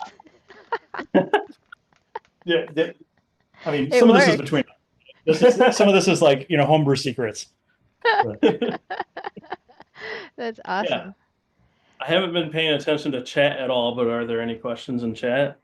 We were asking the questions as they were coming in. Everyone's just mostly super excited that it's coming to Expo and to see this in person finally. What do y'all have left to do? What's your before Expo checklist? The biggest thing right now that Aaron's helping with is the wiring and getting everything connected systematically so that it's all like addressable on MPF. Right. The big things that I have to work on are more so on the physical side. So I gotta cut the cabinet, assemble the cabinet, get this thing in a cabinet. Yeah. Mount the LCD back box, and then create all my wireforms. So those are like the main physical things that I need to do. And then code, like the more I can refine code, like my goal for code is just to have like very rough code. Sadly, I'm not gonna come to like impress with like moments and shows and like, pulling you in. It's gonna be very just basic. read this alone it doesn't have to flip and it's impressive. But yeah. You can create that like taster experience where it's like you can shoot some things and see some stuff move around and stuff like that. Yeah, shoot a target and it goes, "Ah!" Yeah, I was I think wondering, Aaron, do you think it would be cool to have like, I think we sort of talked about this, maybe it was you, but like a sign on by each of the games that kind of say like the state that the um machine is like in, like progress. yeah, like a Like progress thing, like this is, fully assembled code at point whatever. because Um, we've gone to enough of these shows now where like some of the games you walk up to and it's like this is a finished game, and then others are like letting people know that like this is a work in progress, so here's the right. state of like this is mechanically complete and the features and stuff like that are hooked up and at this point code is 20% of the way or something like that, like Yeah, because I because I think would hate someone to like walk up to this game and be like, "Oh wow, it's so beautiful. Oh, the code sucks." Without like the actual like thought process of like, "No, this is a work in progress," sort of well I thing. Well, do I think guess that we're like kind of people can used to that share in that. pinball, but Well, just I in think that general. sharing that is good because it lets people know that like, be a part of this journey, like follow along. Like, this was this run up to this one show here. And then, maybe by, TPF or some upcoming show is like, these are the goals we want to be to by there. Because I think a lot of times people, maybe they're not hanging out on Pinside or like, Yeah. Jake Danzig's like Strictly Customs like Facebook group or something where there's all these games there that we all know all the Right. stuff. Yeah, we're gonna be like, oh yeah, it's Kyle's game. But for the thousands and thousands of people that come from all around the world to Pinball Expo to Right. experience it, to Yeah. tell them the full story in a very truncated manner, so they can fully appreciate everything that goes into, you know, building things like this. You also get the people that come up and they're like, wait, these are you get the first question of like, people still make pinball, and then it's like, wait, this was Right. made by actually like a person like me. Right. I think that's where it really is eye-opening, that like, wow, this is all the like we've seen this since a lot of the STEM class stuff kind of came around, all the makerspace things and everything, and a lot of people are just looking for a cool project to build. So you see people's eyes light up where it's like, oh my gosh, this is a STEM class in a box. It's got woodworking, metalworking, software, like vacuum forming, like electronics, like all that. It really gets people excited. And so now, if they get a chance to even talk to the people that are like making these games, going, you're someone like me, like I could do this on nights and weekends and stuff like that. And I think that when people see there's a community of other people that like had no idea what they were doing until they started, just like them, then it's more inviting and inclusive and stuff. Right. I think that's Yeah, and that was like the biggest struggle for me was like motivation after you spend all day working. It's like, yeah. man, do I want to start working on something else now? Or like, do I want to sit down, watch TV, and order a pizza? Like, Yeah, totally. choose the latter. Or you merge it, you get the pizza sitting next to the game and like work on that. But I think, one thing you have built into your process is like you go through in software and design these mechanisms, Mhm. and then you ship it off to send cut send. And actually, like we've said send cut send a lot. For anybody that doesn't know what that is, it's a service where you can send off your metal designs and they cut it and bend it and ship Oh. it back to you. So if the stuff that Kyle does in Fusion 360 here, he can just ship off and somebody magically puts it together and sends it back to him. So Yeah. What's it's like kind of the like pricing on something like that? Like, You don't want. oh, because it's custom. I was like, is this like an affordable route of getting Well, some? let's just put it this way: I've had to sell a few pinball machines to help pay for this project. So, it's very convenient. Like if you know what you're doing in the design of the sheet metal, like you send them a DXF file, you configure the bends, you tell them they do hardware insertions, so they can do press-in hardware with like studs or so you can bolt right nuts. into it and stuff. Yeah, so you can just screw stuff right into it Cool. really easy. So you like order all of your parts and then you do the assembly, but Right. it's Yeah. handy. It's not cheap. The cutout polycarbonate playfield for Hogwarts was like $70. Gotcha. A piece of sheet metal, depending on how many bends and how much Yeah. hardware insertion, can also be $70 or $100. It just depends. Depends on size and complexity. But like I was Yeah, saying, is like absolutely. you design the stuff and then you send it off, and then a week. How long does it take? A week or so to get it back? Yeah, it's like 2 weeks usually. So you get that like it's Christmas morning showing up in your front porch. These new Yeah. things, Next games, so you get a little phase. bit of that like recharge. Yeah, and every Yeah. box Patch Kid, so like that's my favorite. Yeah, like I'll spend $1,000 to get a Sour Patch Kid on purpose. See, now that's even I'm a candy guy, so the idea that like I could do a bunch of work and someone's going to send me unexpected candy, it's awesome. I mean, that is like when you get to That's that what we're point where missing. We need to add candy to our packaging. Somebody, Oh, dude, yeah, it's great. I I go know. for that. Yeah. I But know. when your Help the project, homebrewers. yeah, when your project gets to be a grind, that's the thing where like, that's what like, I love to jump in and help out because there's those areas where like, you want to keep the momentum up. If it becomes a slog, I mean, there's plenty of homebrew projects that have been running along and then life happens and kind of stall out and lose momentum and stuff. But it's interesting because even like games like Kyle's that pop up, people watching this will be like, you know what? I need to get it together and get back on my project. And so you see those projects kind of get inspired and resurrected and get back in the Yeah, game. That's where absolutely. some of my inspiration came from, honestly. Like I knew I wanted to build my own game for a while, but during COVID, Steve Condris in the Pinball Room Yeah. started his channel, and like I just kind of started following. And for me, it was just like visually seeing the process Yeah. helped organize it in my brain to be like, okay, yeah, I can do that. I can make that happen. So like his videos really helped just kind of motivate me and give me like the kick to be like, all right, Yes. let's start this. So like that Absolutely. was really cool. I'm I gonna really drop appreciate in a link to his channel in the Very chat cool. too Yep. because yeah, his content is really great, very professionally done, easy to follow through, and yeah. Yeah, and like, I've streamed my process, but that's way different than like actually professionally edited videos that give Right. you like concise direction and like Yeah, a the summary of structure. what's Mm-hmm. like. Yeah, That's he's just really well amazing. done. I know how much time it probably takes him to make all that. Yep. So like just to give him a shout out, like love the content. That's what helped get me going. And I had the vision of this, but the execution was helped kind of motivated by him. Well, he's And going to be at Expo. he's gonna be at Yeah. Expo. Yes. Like I It's think we were such an joking about earlier, accomplishment. Yeah, or it's so even before the exciting. stream, but it was like he wasn't sure he could actually get there because of like the time to drive his game out and stuff. And I was like, I was so on the fence whether I was going to drive a trailer full of games out again. And then it became like, well, crap. If I'm going through California to pick up Joel and Boys Night Out and pick up Chris Dana's Green Out game and Hopped Up, the route had us going through Utah. And I reached out to Steve and was like, if I picked up your game, could you get to Expo? And he's like, oh my gosh, yes. So it's I mean, Steve's game, I don't know if you guys may have seen it at other shows. It's like an actual Stairway to Heaven in his Led Zeppelin game. And that mechanism itself, the way it grabs the balls and holds them and moves them up is super cool. So I'm so excited that's going to be there to let people see that game too. Mm-hmm. Because I mean, a Yeah. lot of these projects are steered by what is that one thing you want to have exist? I mean, if you're doing a Led Zeppelin game, it's got to be like a Stairway to Heaven. And so him having that be kind of the guiding principle for his design was a big part of that. So I'm stoked people are going to get to see it. Mark, what's up? Congrats on the Avatar release. Thanks for stopping in. Yay! Congrats. We are also so excited to see Avatar. Fellow home brewer. Awesome to see where you've gotten with it. Everything. Yes. Avatar. And the launch was beautiful. Everything looked so great Yeah. and just We were talking before, like watching your video when you were talking about it, like how excited you were. I mean, it's like I could see you squirming in your seat almost, just like telling about the process of the game and stuff. I love it, man. Like so excited for you.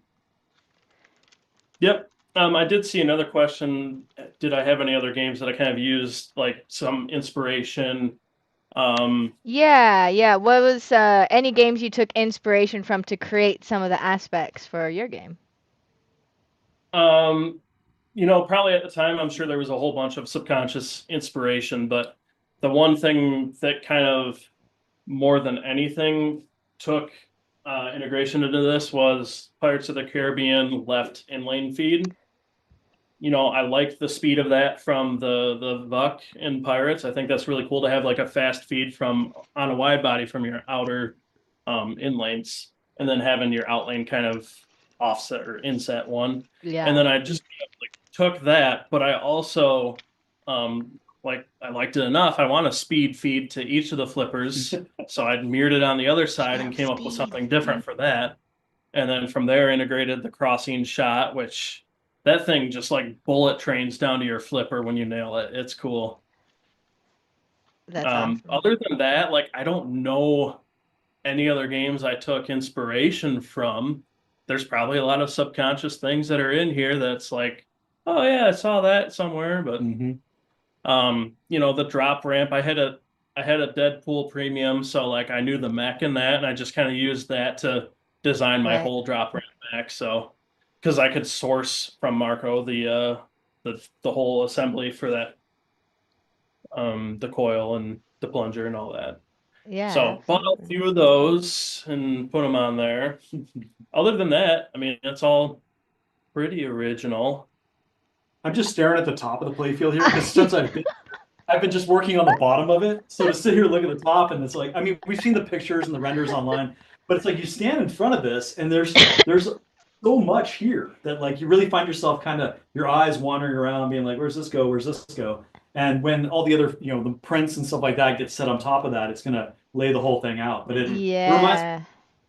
well, you see like a theater stage getting set up for a play, and it's like you can see it kind of starting to take shape. And so when the final full dress gets laid over the top of this, this is incredible. Right. When he was talking, I was imagining like how it would look with all the RGB LEDs playing, like especially these the one attack there with the little pinpoint lights that you put in the playfield. Like it's gonna be Yeah. very magical looking. I can't wait to see how it actually You can kind of see in like the art that I put on the playfield how I Right. had like effect coming off of the spell. That's what's kind of gonna accent with the lights as well. Yeah. And I also put little pinhole inserts around the willow, so when the Whomping Willow is like actively powered, it'll kind of like shimmer to let you know. It's like, hey, if it goes over here, it's probably gonna like F with your ball a little bit. And there's a little stand-up target right here on the back side of it that will also like activate the spinning of it too. Wow. So like that way it doesn't become like a drain monster over here, because I found like when a ball comes over and it settles on a post, it tends to kind of like settle and roll off the outlane. But like if it comes over here, hits that post and then enough to hit the target, I can like bat it out of there with the tree if I want to. Or like I can even sense the rotation of the tree to power the spin too. So it just depends on if it's too drain heavy, I can address it with code. Nice. Because I know the people were concerned, like, I can't believe you put that over there and that's just gonna create nothing but drains and it's ridiculous. It's like, I'll find ways to work around it. Well, when I first saw it too, I thought it was just like the genie lamp in Totan, And then when he's like, "Oh no, I've got it motorized, so I can move it," I'm like, oh, "Okay, cool. That's gonna solve it." And he's like, "By the way, it also lifts up and it takes balls inside it." I'm like, It's like, when you're like, it's a custom mech, everyone's thinking like, no, I've seen that before, and it's like, no, wait, let him finish. Let him finish. We've seen this before. Yeah, it'll probably be more by the time this is done too. It'll serve ice cream out the side and like. Well, it actually had Oh my more gosh. functionality initially. It had a secondary plunger that was housed inside of just like a pipe. Right. That was an outer plunger. So I could actually have an actuator that came up and it was going to connect to the arms of the willow so they could like bat around. Oh my gosh. But that was just going to be way too complex to do. That's So for the I mean, next can we make game. it like lean over and grab a ball and like pick it back up? I mean, there's still time. Yeah, why not? Yeah. That'll be for the LE of LEs of Yeah. LEs. I had a lot of vision. Things just you can't physically execute sometimes. Like I had grand dreams and I have like a sketchbook of some of the original ideas that like I could bring to Expo and just show people. Yeah, that would be cool. When it comes idea to book space thing, and physically like being able to do it, sometimes you just can't. Well, I do think that is some of the dauntingness of the people that do start in software, because again, you can make that world perfect, but like you were saying before, like you flip that over and it's like that little thing on the top has a big underplay field mechanism. Yeah. Those things. So, sometimes you see some of these games that are like, they seem lightweight on the play field. It's because underneath it, there's so much that it takes to actually facilitate something that seems so simple. But yeah. So what else you want to talk about? Like we got Expo coming up. Like we've got like all these other games and stuff coming. Do you want to list off some of the stuff that is coming I out? know. Yeah, I guess we can list off some of the games. I know because Ernie wanted to really chat about all the games coming too. We were talking about doing another live stream, either this Thursday or the following Thursday to kind of go through some of the videos and interviews that we captured and look at all the games and highlight it. But for time's sake today, let's just read off the list. And then, it would be really cool if we kind of schedule time slots and have a little sign that's like when the makers are going to be by their games, like available to chat with people, and kind of have some structure to that. And Because people Yeah, want to I think meet that's y'all. Like they yeah. look at this game, they have so many questions off the top. It's the only one there, the only one in existence. You know, everyone wants to be there to pick your brain. So we'll also stock a lot of like lozenges and Yeah, there you go. Because I think it would be honey a and good thing to tea. do, like, maybe do some of that on Sunday or something, because I think Saturday night, or is it Saturday the I was talk gonna we're say doing? Sunday the show's closed. We're Okay, wrapping. It's so okay, the show floor open. So yeah, let's go. Pinball Expo is Thursday, the October 15th through Saturday, October 19th in okay. Chicago, in Schaumburg, Illinois, and the show floor is open from Thursday the 17th through Saturday the 19th. So it's Thursday, Okay, Friday, Saturday. So you have right on. 3 days that you can come in and play all these awesome custom games. I think there was a day, if you look on like the schedule of events, where there's like required time for homebrewers to be by their machines too. It may have been Friday, if I'm not mistaken. Oh, okay, yeah. On the I expo know that I site, knew it let's. was still around. I didn't know if it got locked in yet, so Yeah. that's cool. Yeah, right, exactly. Or it could have Let's been look at last that. And then there is also, when is the seminar, Aaron? Uh, Will you'll be doing a? I I think have it up it in was at front of like me if you. or something. Like, yeah, we'll have to look that up. Like, it would have been good to know.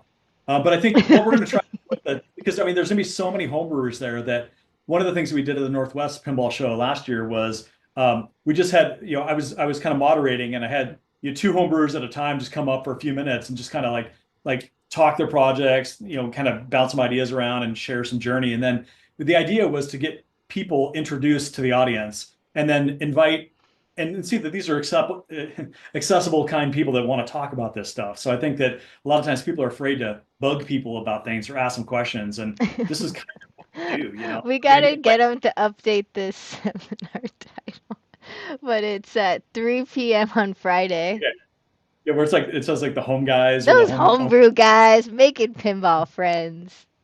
But it's yeah. making So pinball, making friends. And that's right. kind of like the slogan behind, FAST and PinDevCon Yeah. supporting the homebrew community all around. So that's Making the big pinball, social making end of this friends. stuff. It's like, Right. it is motivation to get your projects moved to a point where you can get together and show it off, because everybody in homebrew knows exactly what it took to get there. And that's why we say, like, Ernie, he at the end of one of our talks recently had to remind people, like, don't be intimidated by how good these homebrews are getting, because like, just getting a game flipping and your first concepts and stuff like that and get that to a show, it's like that's like a badge of honor. You've been there, you're in the club now, like we Yeah. love seeing. But I think that it is good to see a show as kind of a milestone to work towards, because so many of us are like noodling around by ourselves in our garages or living rooms or basements or whatever. And the chance to drag something there and then show it to somebody, you might learn something. They're going to say, like, hey, I know what you're trying to do with this shot, and this is going to be a problem. But if you just move this, now people are racing home, drilling new holes and moving Collaborating. things around. Yeah. I mean, Yeah. I remember the first it was a bunch of like projects that were not finished. Mm. And I was like so stressed out because it was like I wanted it to be complete and fit and finish. And we actually found that the pinball homebrew audience coming to check things out had never seen these games opened up and wanted to see what was inside and stuff and see why you think this is incomplete, because it looks good to them. So it is, to make it accessible, I think is really cool. I will not be Hmm. lifting. I know. We I should was gonna ask, and then I was like, I'm not gonna ask him that because that's just savage. But it would be take a so high cool. quality I picture was and some no, that was the thing I was gonna say. If you guys take some pictures and stuff, we're gonna be talking tomorrow, Aaron, about the design of the yeah, homebrew and custom games area, and we want TV screens, so it would be cool to yeah, have a slideshow to show this. Since you guys have it open, take some yeah. cool shots and send them to me Yeah, so I we think that can would be get it in it would there. be cool. 'Cause, like, again, like everybody comes to this thing, and like I always love seeing the people wander in, and you see them go like, what is all this? I mean, it looks like a carnival freak show, sideshow experience. But when they see that these are games, I always love seeing when people leave and then bring back two other people with them and be Oh like, no, I'm yeah, serious. These are check this games made out. by us. We could do this kind of thing. And actually, Jeffrey Jones and his wife Lisa are coming out to this show. They The reminded me Greatest that 2 years Showman. ago at Expo, 2 years ago at Expo, they came out to Expo because I believe they said they saw we were coming and wanted to talk homebrew stuff in real time. And so they decided at Expo 2 years ago that they were going to like sell off one of their games and start their Greatest Showman pinball machine. And so it's coming to the show this year, like full dress, Yes. full artwork. Like, I mean, I've loved seeing all the development in like our Slack Oh, channel, all the software development and stuff. So that's a true like idea, like spawned at Expo, and then 2 years later, it's actually going to be there, for the 40th anniversary thing, Mhm. So it's going to be super cool. yeah, and it looks absolutely beautiful. Also too, if you are on Facebook, we'll give a shout out to Jake Danzig's Strictly Custom Pinball group because that's also a great public group to start seeing what people in the community are building, and a lot of people post there. Anytime we find a pinball machine out in the wild that's a custom game, we'll post in there. And then Well, as you start making your own game, then you can start getting into these cool Slack and Discord groups in the exclusive club. but I think that I mean, It's it is. amazing. I like groups like Jake's and stuff too because I can barely keep track of all the projects now. I mean, there was a Oh, time, there's so many. Yeah. Yeah, 10 it's years ago, amazing. something was like there's those people doing homebrew games, and He there was does like a really good dozen. as far as like the pinball news, like keeping us informed of like, hey, there's a new project, or this is the status of someone else's project. He's great at curating everyone in the community's content too, and feeding it through that channel. So Well, and you see whether you're in different Slack channels or like Discords and things, everyone's got screen names and stuff. So it might be like, here's somebody's project, and in Facebook you see their real names, but it's corresponding to a Facebook handle or a Pinside handle somewhere else. And then I'll see right, that like I know that name from somewhere, and it was like they had just ordered a bunch of boards from us. So then it ties all that stuff together. So there might be a project that's been around for months that I just realized has been one of the users that's in our Slack group, and I just didn't know the name of that person and their project and stuff. So it really like it's fun to see and learn about new projects like all the time. And yeah, I love Jake's that's group. It's very like the total exciting. cheat sheet to what's going on in pinball, in homebrew pinball. I know. I live on that page. It's so great. All right, let's go through the list. Some of them we can say. I'll read out some of them. And then, too, Aaron, you have more on this list, too, I think, based off of your journey. So, Ernie's going to be bringing 2 games. So, this is all TBD. It's scheduled to change. You never know, y'all. It's life. But let's all be excited for what's coming. So, Vox Machina and Adventure Time. We'll have Tanner Petch there with House of Flesh and Blood and Trashland. Kyle Smets bringing his award-winning game of the year for TPF. Best in show at Best in TPF. show. Best in Yeah, show of all the 300 pinball machines there, Friday the 13th. yeah. We'll have also an amazing Saw with Austin, Joe, and Eric, and Glenn, the full team there, repping that beautiful game. We have our hilarious, he's my personal bodyguard and our customs hype man, Christopher Wells Graham, everyone's favorite comedian. He'll have Dumpster Dive and a few other like cool homebrew arcade cabs there. Jake's, who's in the chat, and also the Strictly Customs Pinball Group moderator, will bring his Dukes of Hazards.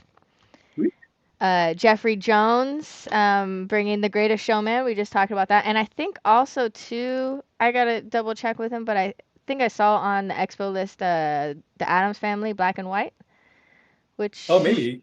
I Yeah, it wasn't. I believe, don't think that was on a homebrew list, but I think he might be bringing the game to the show floor. yeah. Yeah. I think it's just going to be there somewhere, but it's worth seeing because it's Yeah, a it's pretty beautiful, beautiful game. Ryan McQuaid's going to bring out his Sonic the Hedgehog Spin Ball. It was nice. super exciting for that. Lynn is going to be bringing several games, including his Haunted Cruise and Frozen and Magic Forest and Christmas Countdown. So we're going to have a whole little like Lynn corner of all his awesome. Respect. Yeah, he's the mad scientist. I love him. He's so great. Um, Yeah, we'll have Pokemon coming from Owen Underwood. cool. Turbo Time coming from Nicholas Morand. I have not played these games yet. I've seen No, I Pokemon haven't seen at this one Expo either, but yeah. before. Yeah. Mad Max Fury Road is supposed to be coming. Oh, really? That's I've not seen that one either. That one's been Justin worked on. McNulty's game. Yep. I know, and I'm Sweet. sorry if I'm putting y'all on the spot and then for some reason you guys can't come anymore, we're going off of the submission list. So if I haven't talked to you or you haven't talked to Aaron or Ernie, definitely hit us up. Or if you don't hear your name on this list and you are bringing your game, Yes. Yeah, reach out if you don't hear please the name. reach out to us. You can find me easiest either on Facebook, Emoto, or MarcoTV at marcopinball.com, and we'll get you on the list. Portal is coming. That's Snowy Owl, Brandon's game. Ed Owens is bringing Ghost in the Shell and the Joe Zenkus Van Halen. Mike Mandela is bringing Overwatch. Kyle Reed is bringing Harry Potter. I believe Kark Fraley is bringing a Williams multi-pin type game.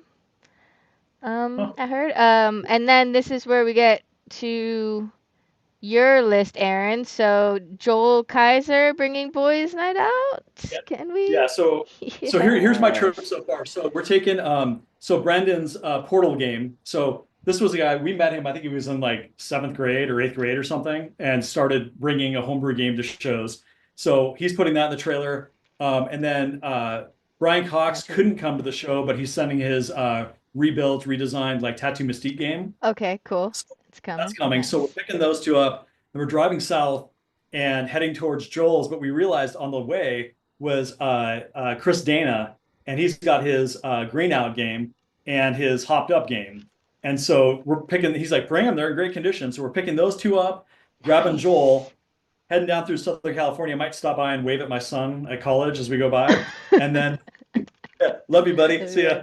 And then we're going to go through Utah and pick up Led Zeppelin from Steve Condris, and then just make a beeline to Expo from there. So that's going to be a pretty full. So you're coming, you're bringing one, two, is Joel just bringing Boys Night Out, or is he bringing any of his other projects? Okay. Yeah, he said just Boys Night Out. So I think it's going to be 6 games total. 2, in that 3, 4, 5, 6. Wait. Nice. Yeah, so Brian Cox, 2 from Chris Dana, 1 from Joel, and 1 from Steve. Nice. That's amazing. Yeah. Thank you for doing that. Yeah. That brings so much. Oh yeah. And then Moogly Moog is bringing Dodge. And then there'll be tons of other homebrew and custom game creators there too, in various states of the games, but maybe we can't convince them to haul their game all the way out, although they should, even though it's not done. Because I know, like, why I not? think that's the that's field thing, testing, right? It's field testing. But you'll see a lot of other fun people out there too. It takes a lot to get these games to the show. So all the effort that everybody makes, like everybody's families, spouses, bosses, that give everybody a lot of grace to go to these things. Like, it's not just, do you want to bring your game or not? I mean, we already give up so much of our time and energy even to do these projects. And sometimes it's a tall ask to be like, hey, can I go goof off with my friends for a week, like, and skip out on all this other life stuff? So everybody that's got a homebrewer in their life has got to have a little bit of like grace and understanding, because it is madness. It's a great project, but in the end, like, it is cool when like you get something done and your spouse can walk in and play it, or like your kids can do it, your neighbor comes over, and like you can actually share your project. It's not just like you built some model that you've finished. It's like, this is an experience that's designed to be shared with people. And so there is something exciting about getting together. People have like, you invite people over for a barbecue / play my homebrew game. And it's not weird. It's not like, come in and work on this vanity project of mine. It's like, this is designed really to be experienced and like enjoyed by a lot of people. So I do like seeing the open houses that people will end up having or stuff like that. So it's fun. I mean, like, even here, like, once I end up coming out here, like, Mark's coming by, like, Moog's coming by, like, you get a couple homebrewers get together and it becomes like magnetic, like it pulls people in from all over the place, Making a brisket tomorrow. Anyone else in the area? Yeah. Head on up to Michigan, y'all. Get that brisket. But Just a line of 100 people waiting for brisket. Wake up in the morning, they're knocking on the door, like, I thought we were eating. Like, what's going on? So go play pinball. But yeah, I mean, Expo is coming up quick. I mean, I think that it's one of those things that, you talk to Rob Burke. I mean, this is a big year, 40th anniversary. And, as many times as they've done this show, they work so hard to make the show so great every year. And even though it's like, you figure it's got to be clockwork by now, but he keeps pushing the limits bigger spaces, all the extra Yeah. effort to get more people there and stuff. And there's some of the stuff that like I'll let him reveal, but some other like game experiences that are going to be there that I'd never even seen before. So I'm really Yeah. excited to see what some of that stuff looks like, But yeah, it's definitely hard. What did you say? I said Rob and all those guys are just working Yeah. super hard. So Oh yeah, absolutely. You made me had an epiphany. We're 1 month away, so maybe it's still possible. But so we have out of that list, it's 30 games going. okay. So far. I have not checked in with a while to see if anyone else has registered with Rob. But wouldn't it be cool if for the 40th anniversary we had 40 homebrew games and Oh custom man. games in the Not one area? more. There's 41. You're out. Yeah. We need 10 more. So Yeah. if y'all have some games you're working on, the other thing too is we plan on decorating the area and just making it a really cool space that's gonna just be fun to exist in all weekend. Well, yeah, I mean, together. all the stuff you've done to like get that whole space looking like it's just a carnival experience. Like, I It's mean, all the definitely a backdrops. carnival experience. That's a great. Like, We need to get Emoto a will pick popcorn machine next. and so, like a Slurpee machine or You something really like that, should. make Dang. Yeah, margaritas. homebrewers lounge. Yeah. I Yeah. might have to get a popcorn machine. I know exactly where I would put it. But I'd say too, it's like when you get there to the homebrew space, like Emoto will tell you which backdrop she picked for your game. That it Yeah. lines up. Like when Mike Becker had his Fight Club game, it's like you had the backdrop of It was the like all blow. like desecrated buildings and stuff. Yeah. And, Yeah. yeah, it'll be good. No, that's a good. Yeah, so 40 games, crap. Like I thought we were like getting ahead on what our to-dos were for the show, and now we got to find 10 more games. I know, that's why I was like, I know it's kind of late in the game. We still got a month. There's there's several just tell people on the Ernie list we can still to build convince. 10 games. Ernie Yeah, can build 10 games. Like, come on, what's he doing? that is true. I know. Slacking. We're putting in the work. But all right. Well, this has been a really great stream, y'all. Thank you so much for doing it. I'm even Yeah, more thanks for inviting excited and fueled to get the content out to just keep promoting Expo for the next month.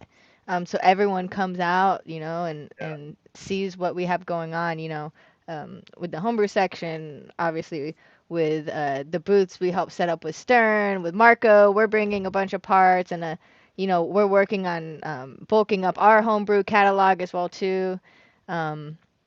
So it's everyone is super stoked for next month. I'm excited. Yeah, it's gonna be fun. With that being said, y'all have a lot of work to do, so Yeah, we I'm got some gonna let y'all wiring to do. go. Maybe Can't get a chat bite all to day, eat. Dodo. We gotta get to work. I know. I was like, I'm taking up so much of their time, and the game's just staring at me like, Miyamoto, I want to play. I want to be played in a month. Wrap it up. Right on. Well, it's good to Yeah. see you, and thanks for everybody to Yeah. hang out with us and listen to us goof off Yeah. about pinball. Yeah, Yeah, thanks for letting me watch. absolutely. Thank you all so much, and we will see you later. And we're gonna go. If you're on Twitch, stick around because we will raid another pinball person. Cool. And everyone else, see I'm you gonna next fade out week. into wiring. So Yeah, just gonna just do this. fade into the wiring. I have so many windows open, so I'm like, where do I go to turn you off? Yeah, we have to do more collab streams together, Kyle. Absolutely. Like, you have such a great setup. It would be awesome. Definitely let me know when you're gonna do the painting sessions. I'm for real on that. I think it would be actually kind of very entertaining and relaxing for us to You just don't want to watch you watch me paint. paint, but we can have someone else come paint and we'll watch them paint.